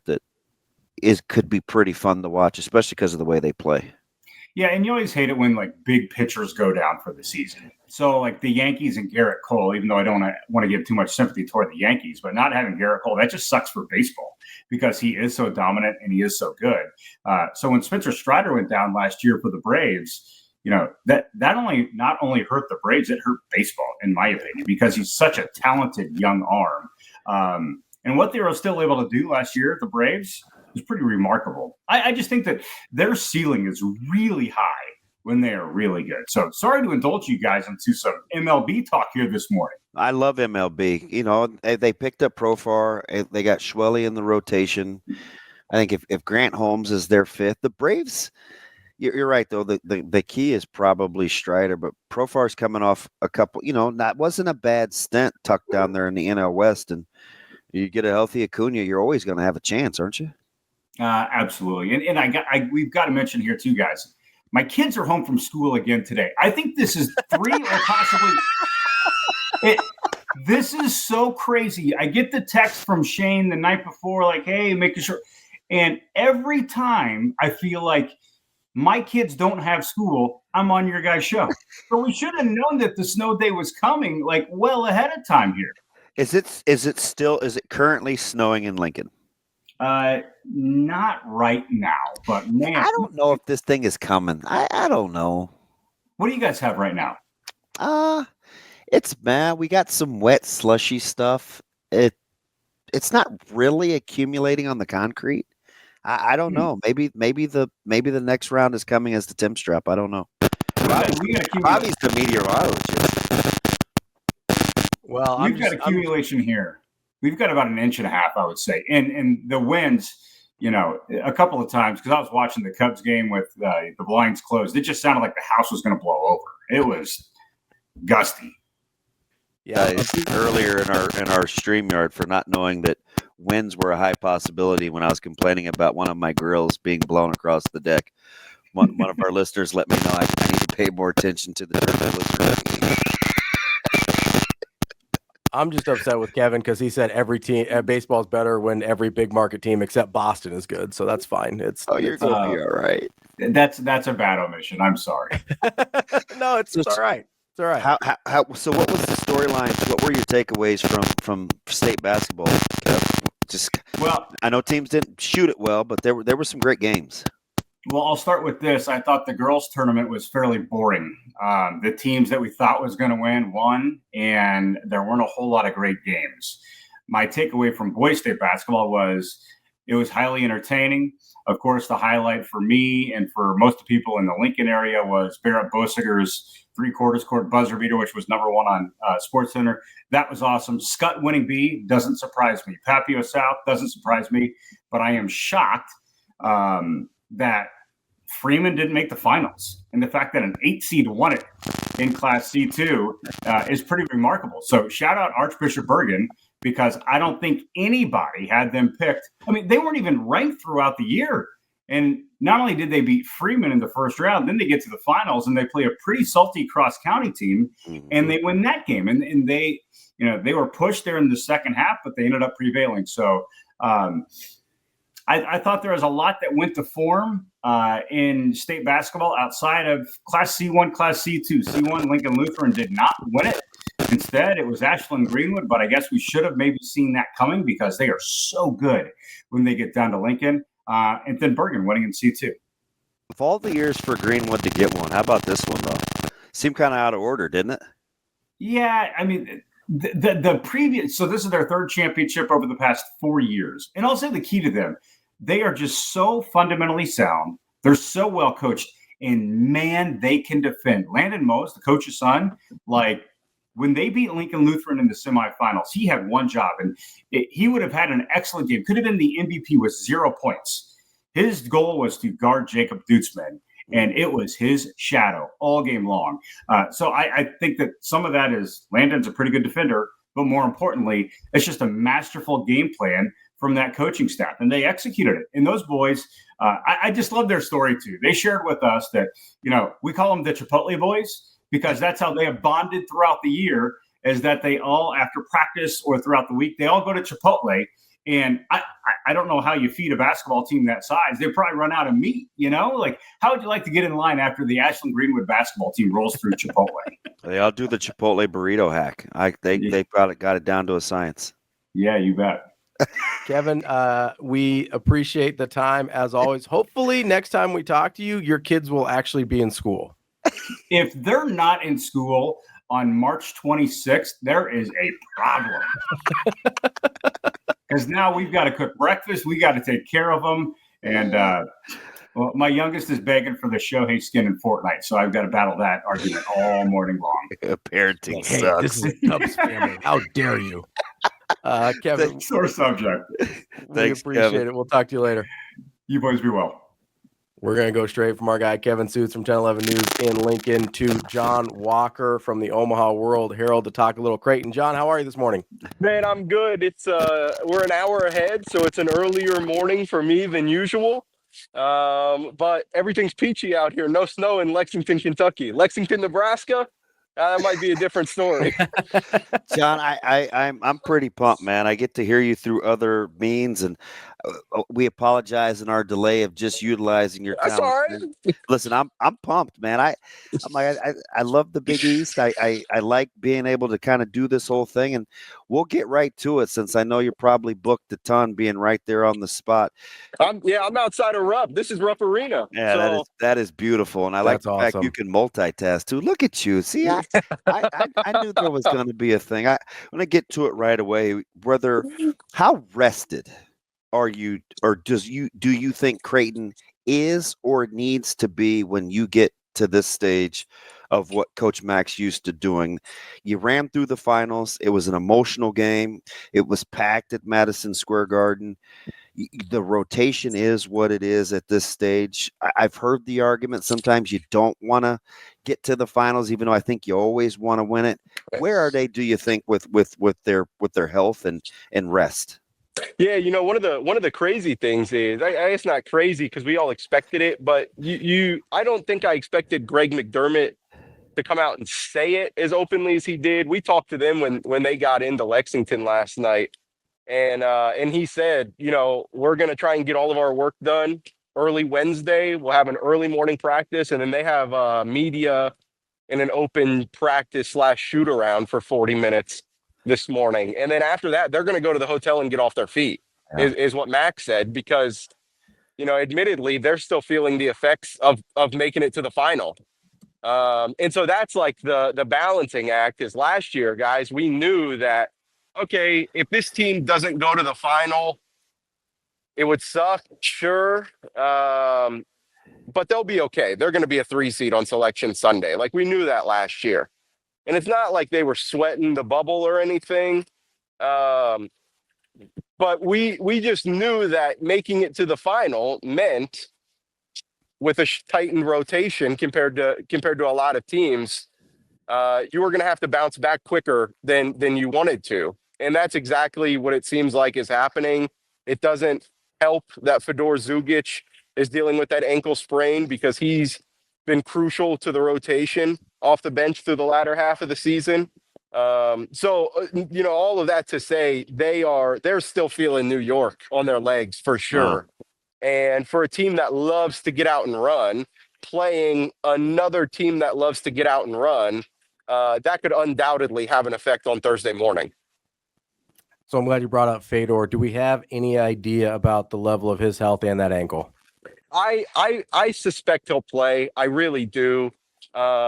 Mac told me on Saturday after the Big East final that he sprained it pretty good, but that they were going to rehab it this week. He was walking around yesterday in Omaha when they did their send-off. He was walking around last night when they arrived, and they have an open practice. So we'll know a little bit more here soon.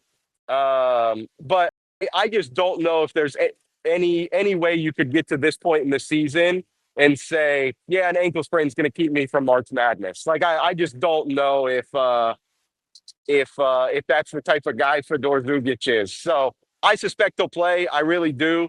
In a limited capacity compared to what we usually see from him, probably. But half of Fedor Zugic is better than him sitting on the bench for 40 minutes.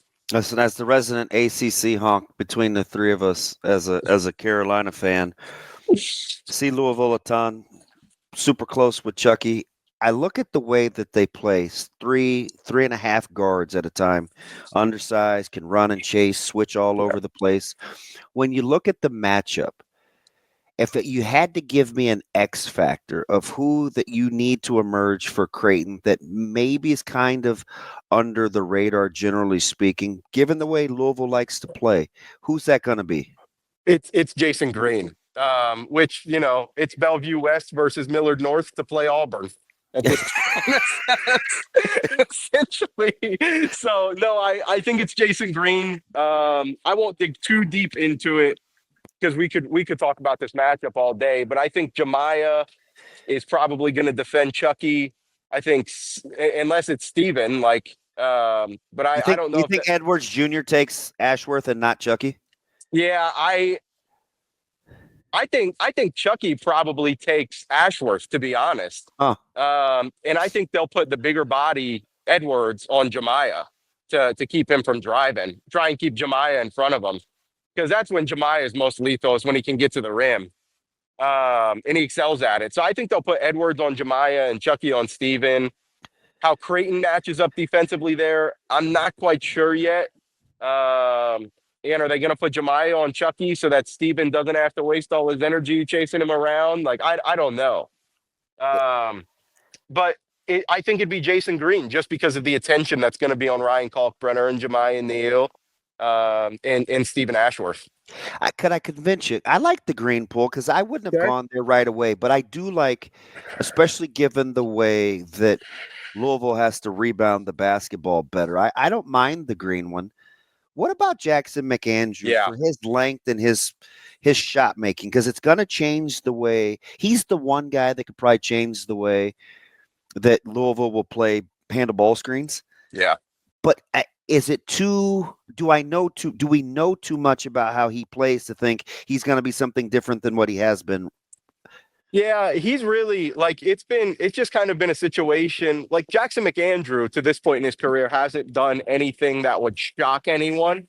He's mostly been a perimeter shooter. We all know that. He's put his back to the basket and put a couple of nifty moves on people at different points in the season. But to think that that's going to be the game plan, I would be out of my mind if I sat here and told you that Creighton's path to victory was letting Jackson McAndrew post everyone up for 40 minutes. Yeah. But no, he absolutely could, because he was an X factor in really all three games. I know they got blown out by St. John's, but he was kind of an X factor in all three games in New York. Because when he's hitting shots, it completely changes everything.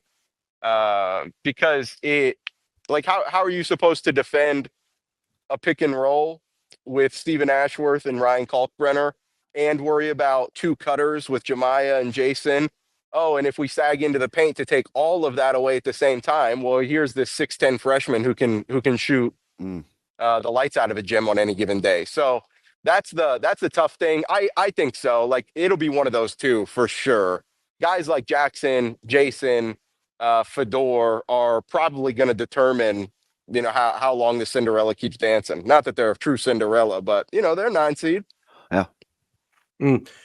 John, as you look at, I mean, it's really easy to just say, hey, as Ashworth and Kalkbrenner go, that's how Creighton goes. And usually that is how it ends up. But as you look at some of the shooting struggles that Ashworth had in New York and some of his struggles to get on track, how much of a level of concern do you have that may continue? Is that an aberration? You think it's accumulating fatigue? How do you view Ashworth playing here this weekend? I think it's a little bit of both, truthfully.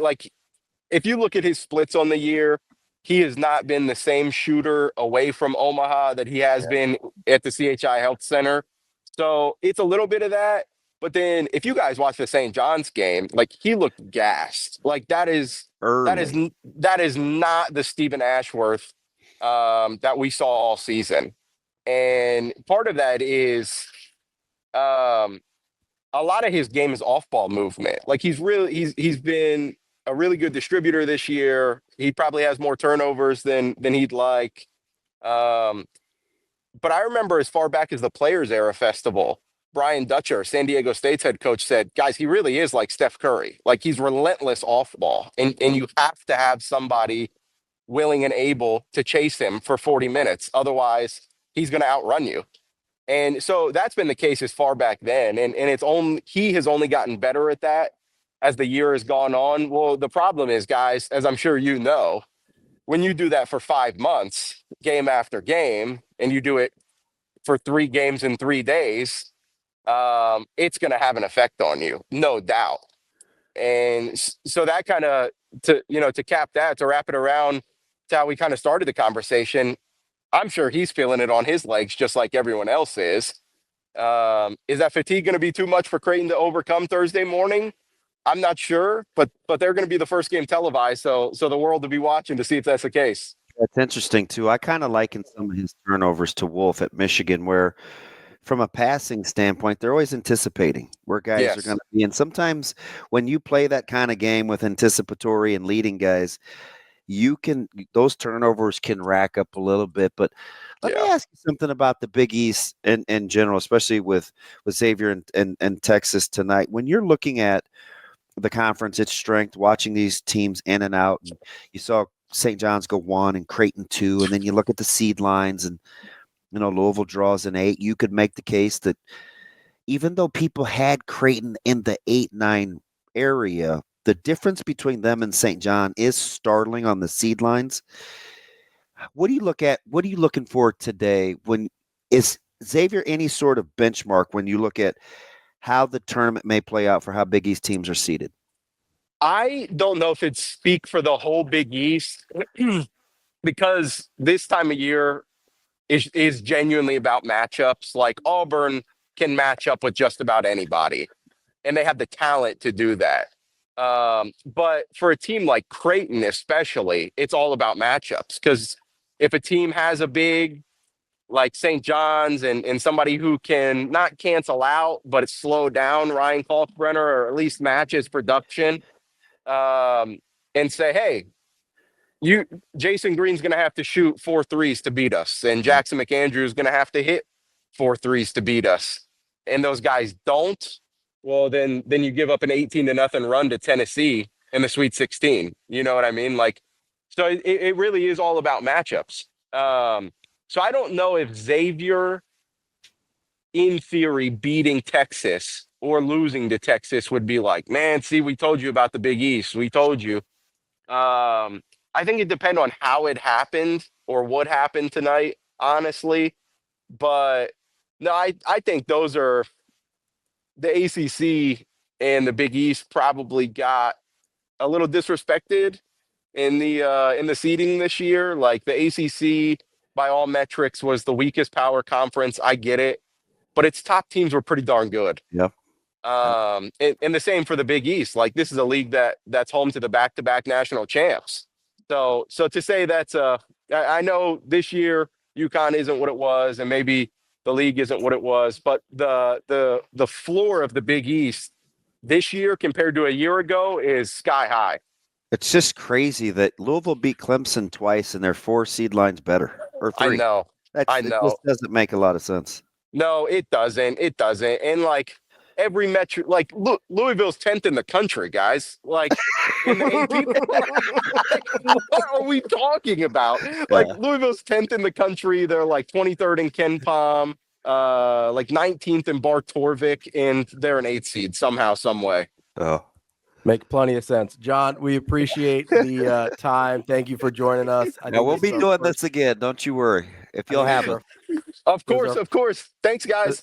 All right, appreciate it, John. From Rupp Arena. We appreciate it, John. Coming up next, we will get to more Hurrdat Sports Radio, and this weekend, Hurrdat Sports Live, and this weekend, you should be getting out to the Omaha Supernovas. Get to supernovas.com to get your ticket. That's for the 22nd. Make sure you get out there and support Omaha's Supernovas. Get out there, and we will be right back with more Hurrdat Sports Live. Welcome back. Hurrdat Sports Live, presented by Centris Federal Credit Union. That's DB. I'm Ravi. Lulla, reminding you, even though it doesn't look or feel like spring out today, it is time to see if it's time to spring your financial goals into action. And one of the ways you can do that is getting a home equity loan or line of credit through Centris Federal Credit Union.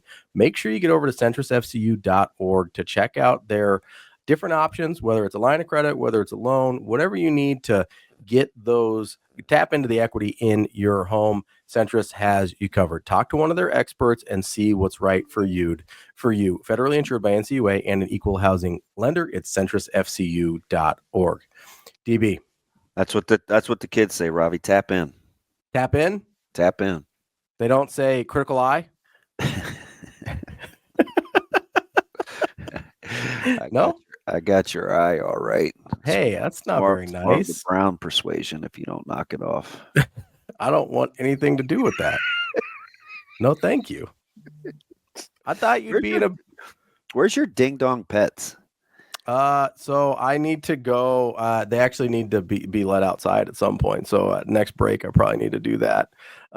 They might actually be bursting down here at some point and come say hi to me. So we'll see what happens. And hopefully they don't ruin the show. Yeah, I haven't heard nary a peep at my place, so who knows what's going on up there. Yeah, they've been pretty buttoned up here. I think it's so they won't go out in the rain. They will go out in snow. I don't know why. Yeah, they're pretty good about just doing what they need to do and coming back. You know, here's Doug.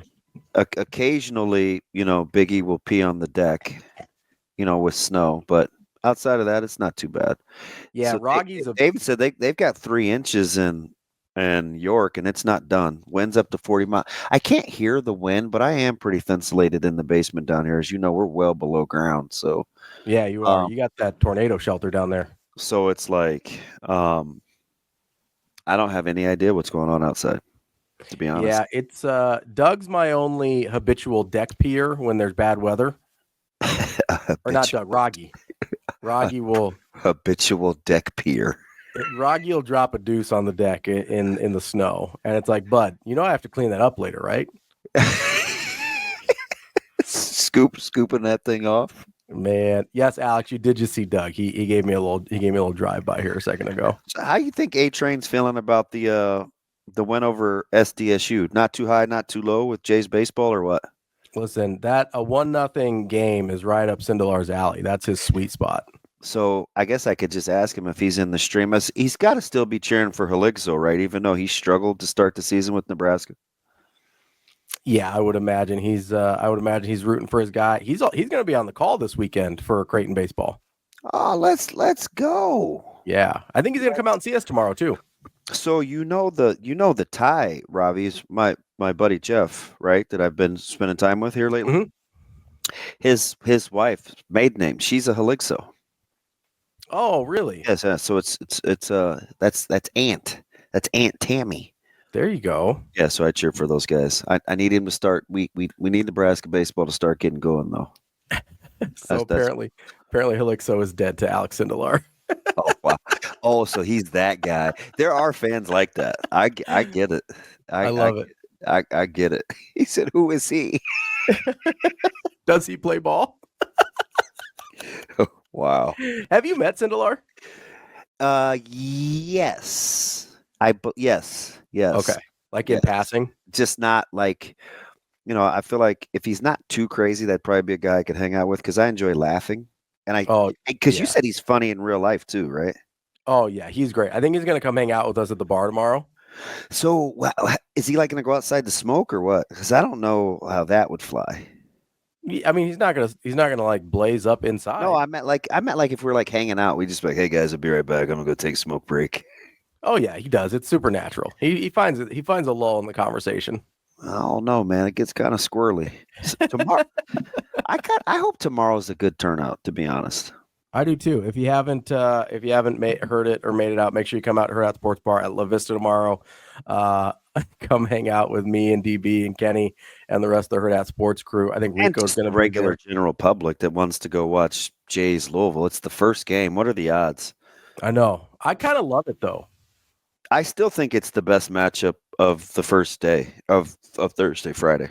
When I look at matchups, I agree. I like that it's, as somebody who's emotionally invested, I like that it's early and I can get the stress out of the way early and I can enjoy the rest of the day. The only other better matchup, like on paper, but it's not as sexy as the names, is UC San Diego and Michigan. That's what I was going to say, because they're contrasting. Yeah.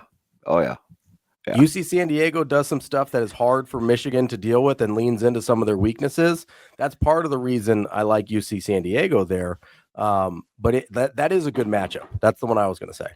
So other than that, I'll be curious to see what happens with Xavier in Texas. My eyes tell me that Xavier's the better team.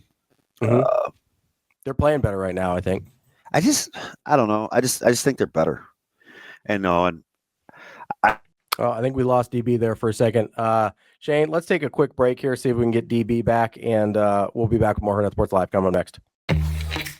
Well, I'm back at least here on Hurrdat Sports Live. I think we've got a frozen DB again, so we'll just continue on and hope for the best. See if we can get DB back in the stream here in just a minute. But just a reminder, Amazing Daniel asked in the stream, there is a Hurrdat Sports Live bracket challenge. If you scan the QR code that's in the commercial breaks, or I put it out on my social media yesterday. There's a link and a QR code. It's the Hurrdat Sports Live group, and you can get there. There is a prize pack. It's $150 worth of stuff. Basically, you'll get $125 to Hurrdat Sports Bar and Grill, as well as a print of your choice, a canvas print of your choice on a 10 by 20 deal of any of the pictures we've taken over the past year in our archive. So you can get that as well. So there are prizes and stuff to win there as well. Of course, bragging rights over DB and I as well. Yes, QB1 Ace. It is on ESPN. I'll tweet the link out. I can actually read. DB, you there? I got you. There we go. Yeah, we have a little technical difficulties here. I lost power there for a second, so I lost internet. So did I. And I felt like I had the lights flicker. There. I had the lights flicker go out on me, and so now I'm actually running this off of my hotspot on my cell phone. So yeah, we'll see if that works. Yeah, actually, I am too. Well, look at us. But my TV, like, obviously you stream and everything like that, is back. Kinda. It's slow, but it's back. Yeah, I'm not all the way back yet. My internet hasn't come back. My lights came right back on, but my internet hasn't kicked back in yet. So we'll see if the internet decides to rejoin me at some point. Yeah, Until then, we call that a surge. I'm locking Xavier up. It's one of the locks, Ravi. You're locking them up. You're locking them in. I'm locking Xavier up. 2.5. What is it about Xavier that you're feeling? Better team, and I think I watched Texas too many times. Ill-advised shots. They turn the ball over. Now they're capable, like I said, but we are locking Xavier up. Listen, I only have two. I only have two today. But we're. I mean, if you're smart and you're kind of stacking, you're probably doing well tailing the plays. Who's your other one? I like FAU on the money line. Ooh, FAU. Yeah, buddy. I like it. Buddy. All right. I prefer if Xavier wins. Obviously, Big East honk. I don't love Sean Miller, so I don't feel terribly strong about it. But I do need Texas to get got. I would appreciate that. Well, yeah, because if they make any sort of run, you're gonna be like 15, get out of here. 15 losses, get out of here. Yeah, deserving to be there and being capable are not the same thing. Listen, I've already started to pivot. I understand. That's the edge. Yeah, that's the hedge. I get it. You're smart. Like you already know. It's like I'm not going to allow myself to be painted into a corner unless I have to be. Yeah, it's kind of hectic out right now from what I'm gathering around the texting group around the neighborhood. Apparently it's, again, I have no idea what's going on, but apparently it's not good. It's not good, Robbie. Yeah, I can see a little bit of, I've got a little crack of a window next to me here, and we do have snow. It's actively snowing where I'm at. Actively. As opposed to passively snowing. But What a whack doodle. But yeah, we did lose power there for a second, so that's going to be interesting to see where we go there. But I'm glad I'm actually really impressed that both of us, in relatively short amount of time, figured out how to get our hotspots on and get back online here. So I'm a hotspot king just because when we fly, I'll say when you travel, right? I'm not one of those people that they love to give access to their hotspots. Although I think I may be in the tree of trust now going forward. But so I just use my phone's mobile hotspot while we're in the air. Yeah, I don't know that you're supposed to do that. Well, it's just a hotspot. You're supposed to be in airplane mode, DB. I don't even know anything about that, but when I do turn it on airplane mode and there is Wi-Fi on and you use like United or South, whatever it is, I don't know how to set that up. Benny Mac usually does that for me. I mean, that's not surprising. Okay. It's fine. Can I was just full disclosure. I was stunned that you're on a hotspot right now and you figured it out that fast. Like I was blown away. Okay. It's not even necessary, to be honest. I'm not. Is most of what I say necessary? I was gonna say I'm not dumb. No, I know. At least all the time. Like I'll say some dumb things, but I struggle understand. with technology a little bit. That's all. True. I mean. That's true.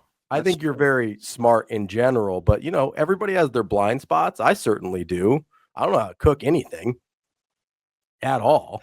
There you go. So we all have our blind spots, and technology is just kind of one of yours. Okay. Well, when you have smarter kids, I'm usually in a good spot. I can always ask, or, I can just hand you my phone and my laptop, which is what I normally do. Hey, JP, fix my tweet deck. You ever see anybody that's so cool with their phone? I just toss it to you. I'm like, hey. That's true. I try to show Shane stuff, and he's like afraid to hold it. I'm like, Shane, not everybody's as weird about their phone as you are, buddy. Like, you can hold it. I mean, and not to throw Shane under the bus here since he's not talking today, but I kind of miss him. I've never seen anyone in my life like hunt and peck on a phone keyboard the way Shane does. Did you watch him text? Yeah, that's what I'm talking about. Like, how like really old people will do that on a keyboard on a computer? Yeah, it's nerve-wracking. Like the one thing I've never seen someone do that on a phone before. It blows my mind. So how are we doing? Are you feeling like you're up and running? You're doing pretty well? I think so. I think we're good. Shane's back in the stream here, so I think we're cooking with some gas. I think we're doing okay. God, I like how we kind of pivoted quickly and adjusted. I'm happy with myself. I am too. I'm very impressed. I think we did great. I forgot what we were supposed to be doing, but well, we're just doing a show here. Can I ask you a Steelers question real quick? Okay, I'll allow it. Did you hear Cam Hayward yesterday? Well, which part here, Ravi? My favorite. What part do you think I liked? Knowing Cam? Knowing Cam and knowing me. Which part do you think I liked? Well, he's pretty, as you gathered, he's pretty matter of fact. Yep. Fudge, there's kind of a lot in there. I'm surprised it hasn't been on the 4-letter networks a ton. It was on their website. I haven't seen it on TV, but it was on their website. I don't even you go to their website? What do you do on their website? I do. I look at scores there. If I'm on my laptop, that's usually where I go for my scoreboard. I think you like the fact that he's not happy waiting on a guy, and that's not going to go over well if he decides to say yes. Yeah, I like the hey, either you want to be a Pittsburgh Steeler or you don't.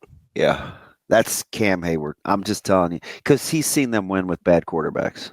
I also like the I'm not going on a darkness retreat. I don't need that crap. It's like, well, and he said a lot,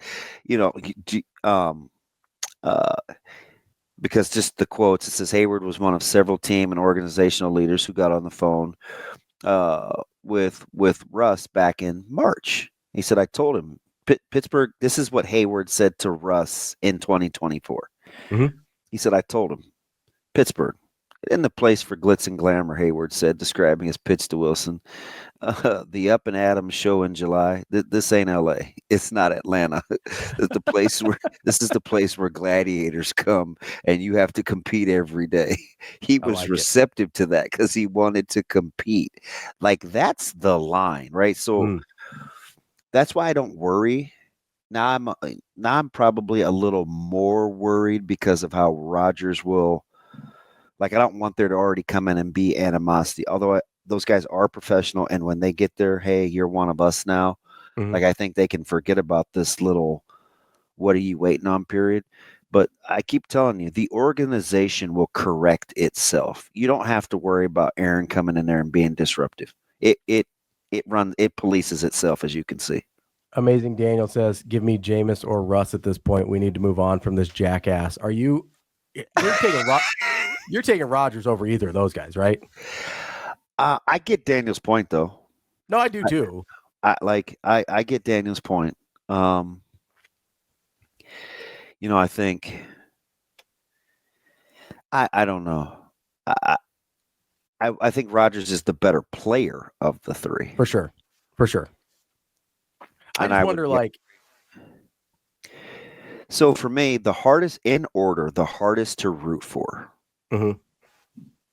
Jameis would be the hardest to root for sure. Really? I'm just not about it's funny when he's not on my team, you know, the aloof interviews and him just being all happy about life. But I mean, the minute you hum a 80-mile-an-hour fastball into the dirt about 5 feet away from you trying to throw a speed out, I'm going to be pissed. And your interviews aren't going to be funny anymore. So Jameis would be the hardest to cheer for.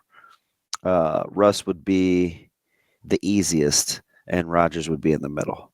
But from a talent standpoint, I want Rodgers. QBA says Jameis is like a gunslinger without bullets. Dude, I don't think he can't aim. Like, no. It's not like he's like a gunslinger. Do you remember the Denver-Cleveland game last year at the end of the season? Oh, yeah. Like, what was that? Listen, you'd scored 2 trillion points, and then all of a sudden in the fourth quarter, you went colorblind. He got LASIK, though. It's different now. Yeah, I don't know. I don't know. I mean, listen, as a guy who watches and likes a lot of Florida State football, I'm fully aware of the Jameis experience. And that was at his best. Like, I'm fully aware of the whole thing. I get it. That's not a guy I would want anything to do with in terms of like relying on him. If he's like, he'd be great backup quarterback energy where you just don't need him and he's there just for the vibes. Absolutely. I can't believe Daniel would cheer for Jameis. I mean, I'd have a hard time cheering for Aaron Rodgers, but my concern with Rodgers isn't that the organization can't keep him in line. It's that just nobody will want to be around him. Like, if your teammates just don't like you, that's tough in its own right. But that's never been the case, though. Sure, yeah. What's team? Like, I think that's kind of a misnomer. Yeah, and you're I'm right. You're right. I saw those Jets guys hug him at the end of the season and go over to the bench, and he wasn't sitting by himself now. Like, yeah, you're right. I think that's kind of a misnomer. I think the public doesn't like him. I don't know if the players don't. That's fair. And if that's the case, then he's probably fine. Like, he's certainly the best option that you have. Hey, he pulled a Ravi and hit me with the low-hanging fruit. No, Daniel, I do not want to cheer for Mason Rudolph. I hate Mason Rudolph. He is not the answer. You seem like a big Mason Rudolph guy. Right. Is this pre or post getting hit in the head with a helmet? Yeah. Yeah, I'm out. I'm out on old Mason. Maybe Miles knocked some sense into him. Oh, allegedly. Can I just say, so I'm watching, and I think there's a larger point here, but maybe not. I've got like some pretty low level tennis on right now. Yeah. And it's the first round of some random tournament in Miami. There's like nobody in the stands. It looks like a high school, like a high school JV basketball game. So certainly not Indian Wells. No, Indian Wells is wrapped up now. These are some randos in Miami that I legit have never heard of these two women. And can I just say how startling it is the difference in like body language and apparently mental makeup between watching this level of tennis and like really high level competitors, because there is like they seem to be having a really hard time like recovering anytime something goes wrong. Well, that's sports in general, though. To be honest, that's why I bring it up, like, because I don't think it's specific to this, but it's so obvious because you're only looking at one person, right? Kobe is drilling you today, by the way, Ravi. He's just mad. It's fine. I also think it's funny that he puts like he's like, oh, cat guy, like it's some indictment. It's like, yeah, my cat's cool as hell. What do you want from me? And you know what's fun? Tennis. I love playing tennis. I love watching tennis. It's great. Yeah, you'd get a tennis court. I'd get cows. Absolutely, and a couple of pigs. I absolutely would. If I had like Bleep You money, yeah, I would definitely I'd put it in. And I guess if I truly had Bleep You money, I could just get a guy to process it for me. Yeah, you could just buy a ranch or whatever you wanted to do. Yeah, I don't Cowboy DB. No, but I do like being out in the open, kind of by myself. Like in nature. Yeah. So I don't want to. You're not like going on hikes though, are you? No, but I would like. I would sit by like some water and like listen to it run and stuff. I like animals. Yeah.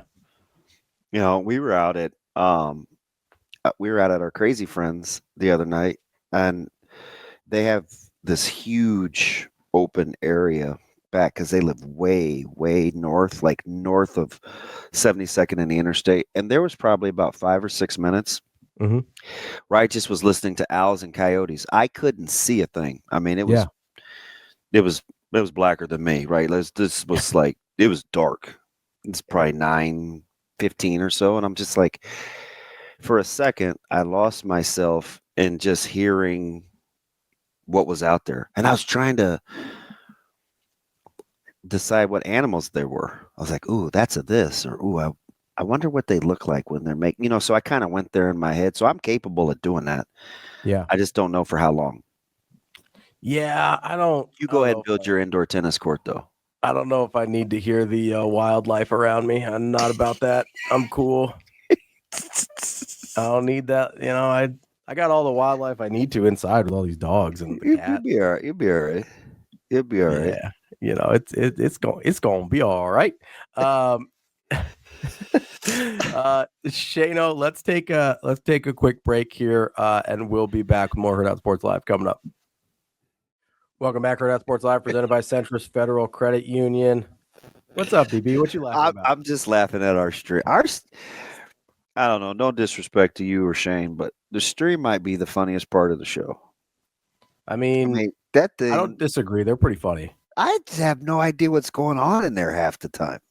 I know. If you miss, like Shane was trying to ban people, and then they're cool, and we got guys that'll call because they get called out. Like the stream is nuts. We got a good group in there. QBAs might come visit us up in May. He said he might come out to the sports bar. He's a former Northwest Husky. You know he's got some good in him. I don't know about living down in Arkansas, but to each. Oh, is that where he's residing? Yeah, he's in Arkansas. Yeah. Speaking of QBs, your boy's picking up some offers over there at Westside. Yes, Braylon Warren, absolutely. He's very, very, very talented. He's cleaning up a little bit. He is. Good kid. He reminds me a lot of like the next transformation from Raiola and what Nebraska needs and his development and what we need from him, right? We got a lot of work to do in order to get to where we need to be, and he needs to get to where he needs to be. But from a talent standpoint, you can't really argue with it. He can spin it. What without giving away the secret sauce here, like what are you like? What's the next progression you're hoping to see from Braylon from last year to this? So for him, he's got to be able to take control of the offense, right? It's going to be his junior year. He's got to have good command of it. He's got to get the ball out of his hands, right? We can't hold the ball. We can't take negative plays. We have to be able to transition and to giving him the keys, right? It was just his first year as a starter last year, and it's hard, right? And you're surrounded by all this stuff, and for him, we just have to make sure that the offense is built in such a way where he can take it and run and make it his own. Yeah, I think the one thing, obviously I saw you guys a bunch last year.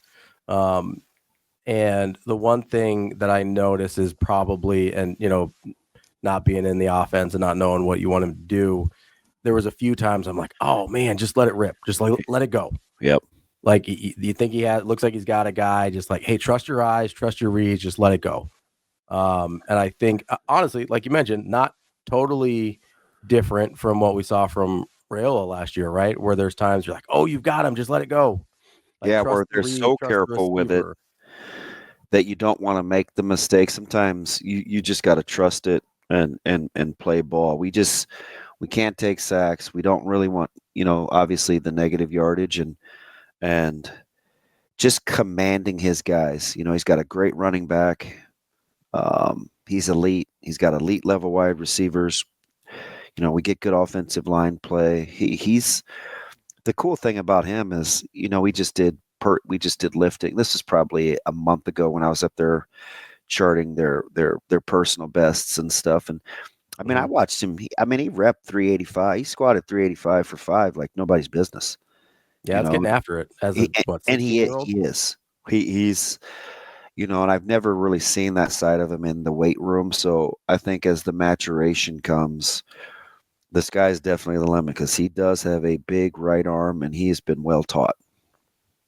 I wonder a lot sometimes. It's probably different for almost everybody, right? But you talk about kind of the maturation process and when guys sort of figure it out and when it starts to click for different guys. Obviously, Braylon's still super young. Makes sense that he's still finding his way on who he's going to be and what type of person he's going to be. But like you've done this a long time, whether it's talking about guys, whether it's having played with guys, whether it's having coached guys.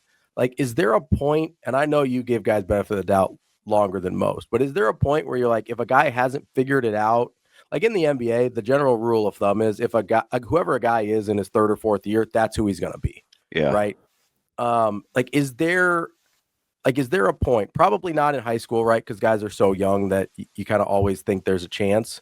But as you're watching guys in college and stuff, there was some talk in the chat about Williams Nwaneri from Missouri and about how, he sometimes struggles, or the rumor is sometimes he struggles to like stay locked in the way he needs to. Like, is there a point where you're like, hey, this guy just probably isn't going to figure it out?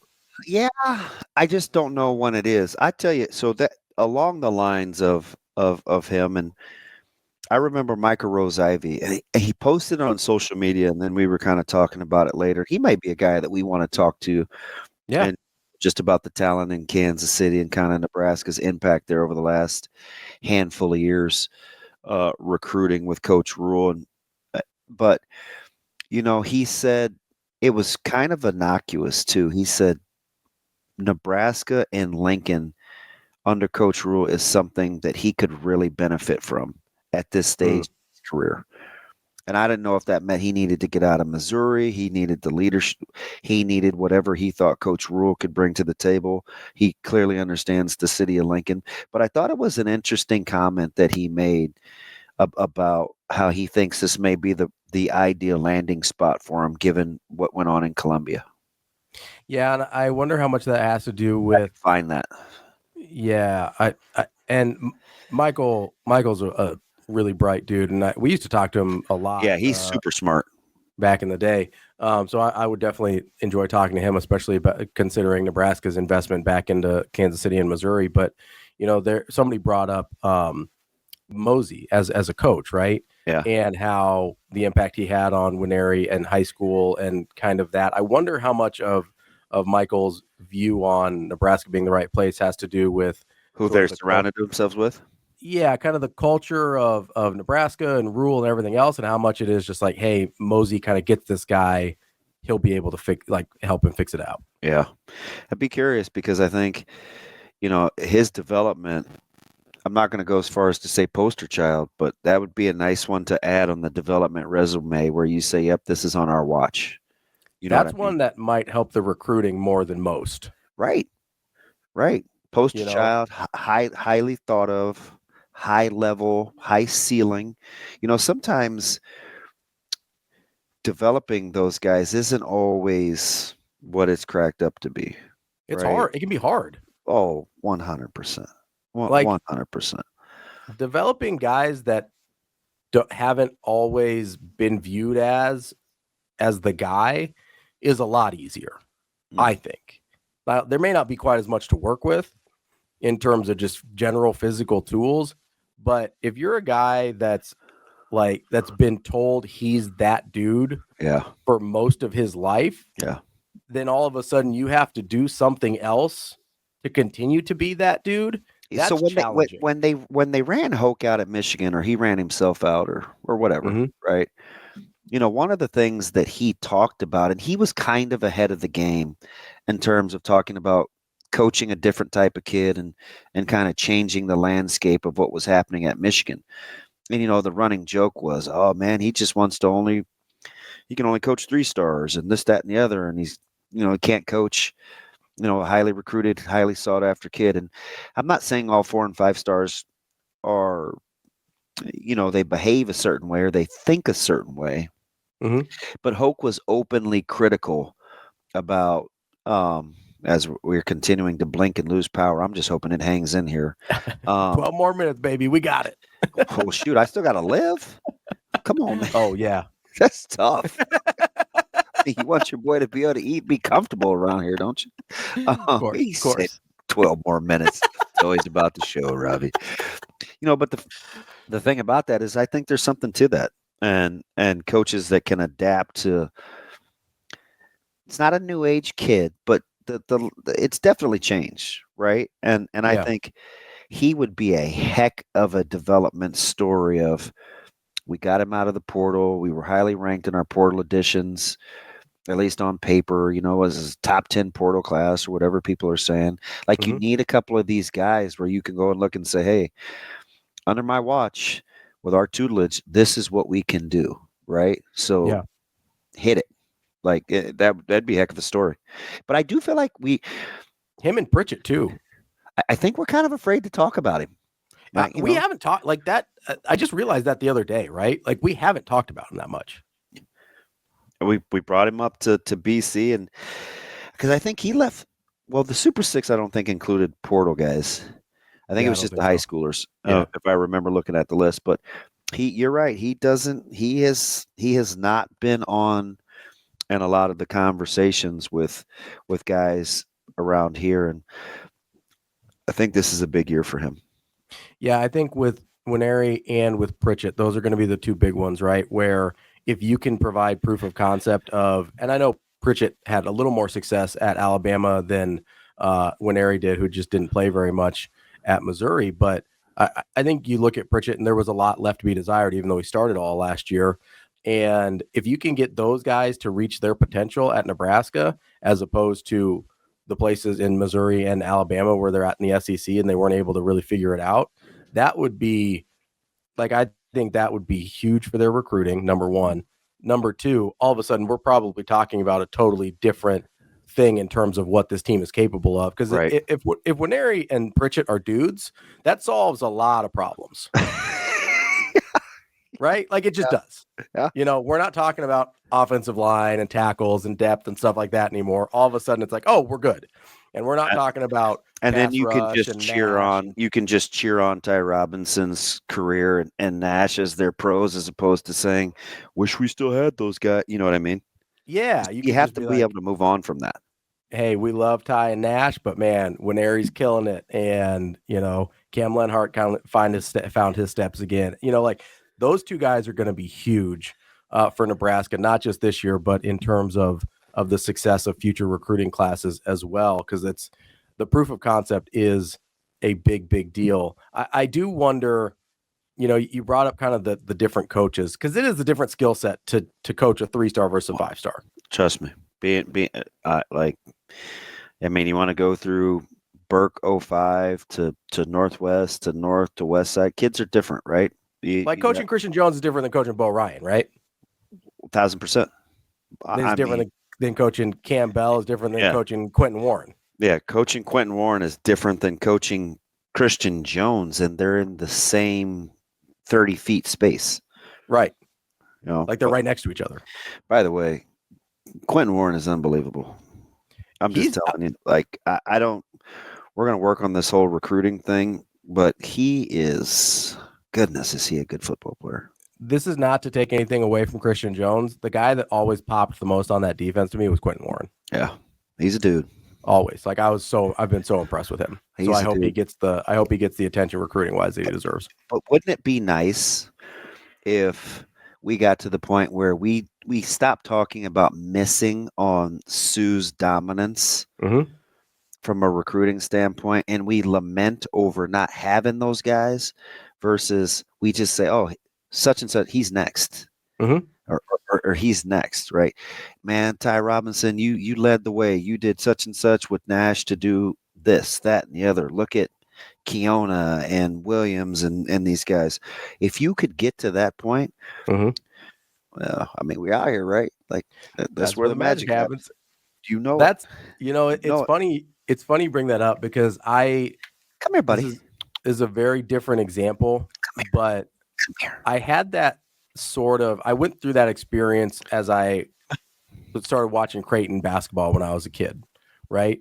So I remember distinctly, oh, what's up, buddy? Say hi. What's going on, big man? That's the dude right here. Yeah. Aren't you? Give me a kiss. Thank you.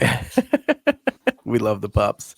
But I distinctly remember, so this is late 90s, right? I'm sitting there, I'm going, oh man, they're never going to be able to replace Rodney Buford, right? And I'm sitting there and I go, okay, and then Ryan Sears comes along, and you go, oh man, they're never going to be able to replace Ryan Sears. And I know some of these guys overlap, right? But then Kyle Korver comes along, and you're like, oh, they're definitely not going to be able to replace Kyle Korver, right? And then Nate Funk comes along, and you're like, oh, they're definitely not going to be able to replace Nate Funk. And it just kept going and going and going, right? And now they did have a little struggle replacing Nate Funk for a little period there. The P. Allen Stinnett project didn't quite work out the way everybody wanted, but there was always a next dude. And even when you go, oh, well, they're never going to be able to replace Doug. And it's like, well, not as a National Player of the Year guy, but then you get Mitch Ballack and Tyson Alexander, and all of a sudden, oh yeah, they're pretty good again. Let me ask you something. Real quick, because along those lines, right? We've talked a lot about the poster child for development and who you would use. If you're gonna do the portal thing, and you're gonna get your 9-10 supplemental guys every year to enhance, would you rather have Pritchett or Williams be the success story? You only get one. Yeah, I definitely want both. If I only get one, so I'm probably gonna go Winery. I probably would too, because how many times are you gonna get high-profile offensive linemen? That's exactly. Although, if you get one, maybe that's the catalyst, but it seems like it would be harder to replicate. I also think just in general, fewer high-level offensive linemen are acquired through the portal, right? I think most of those guys, and this is anecdotal, right? But most of those guys, it seems like, hey, once you're good at a place as an offensive lineman, you kind of just chill there. It doesn't seem like there's a ton of high-level offensive linemen that enter the portal every year. Whereas you do get that with high-level pass rushers.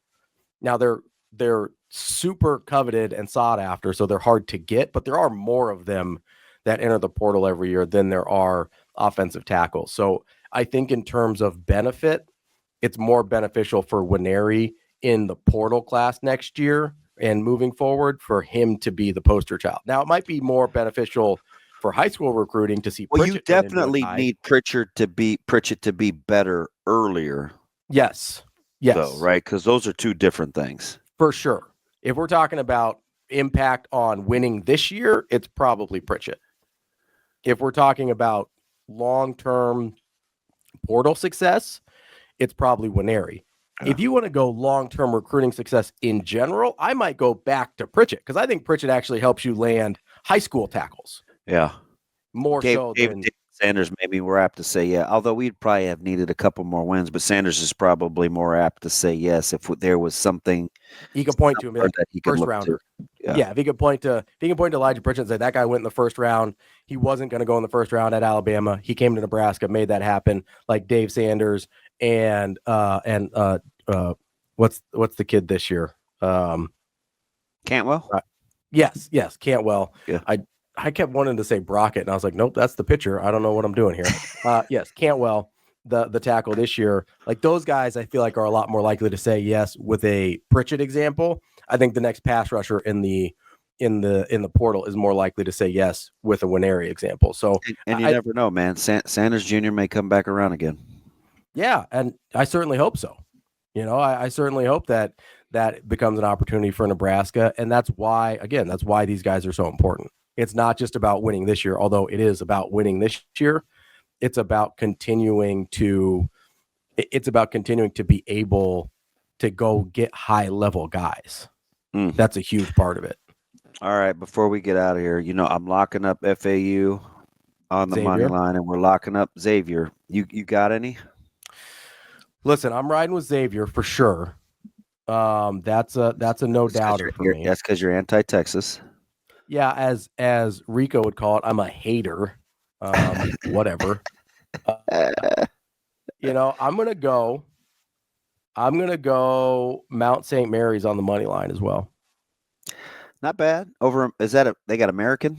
Yeah, they got American tonight. I want Mount St. Mary's on the money line and give me Xavier with the points. What time does that tip? Is that the 5:40? Mount St. Mary's American? Yeah, they're the 5:40, and then Xavier Texas is the 8:10, which will probably be like 8:30. Yeah, gosh, that starts late. North Carolina started late yesterday. That was rough. Well, who are you telling? Well, you don't sleep anyway. I wasn't going. Yeah, I was going to say I wasn't going to bed anyway. I was going to say you don't sleep. It's fine. What do you care? I got no problems, and then I got to get my bracket filled out, and we jump this thing off tomorrow. That's right. Make sure you go check out. I'll have DB retweet it as well. But go follow us on social, on Twitter. I put out the link and the QR code for the bracket. Make sure you get in there. Make sure you join us. There's $150 worth of prizes, including a gift card to Hurrdat Sports Bar and Grill. If you win the bracket, also you'll have bragging rights, which is a big deal. But make sure you can join us tomorrow as well for the opening round of games. We'll be at Hurrdat Sports Bar and Grill starting at 11 a.m. Anything else you want to tell the people, DB? Well, but since mixed drinks is probably more your style, you can go and get one of those melon drinks that you like. I haven't tried one of those yet. Since you're a big melon guy. And then I'll split the burger and fish and chips with somebody. I don't know. Maybe. We'll see. I don't see you as a splitting food with people type of guy, DB. Depends. That doesn't seem up your alley. Are we sitting on the same side of the booth or not? I don't know. It's a coin toss. Are we same siders? I might have to hit up that Reuben. That's DB. I'm Ravi Lulla. Make sure you tune in tomorrow to Hurrdat Sports Live and come and hang out with us afterwards at Hurrdat Sports Bar and Grill. Check out the opening round. It's my favorite time of year, DB. Let's go. We'll get it. All right. We'll be back tomorrow.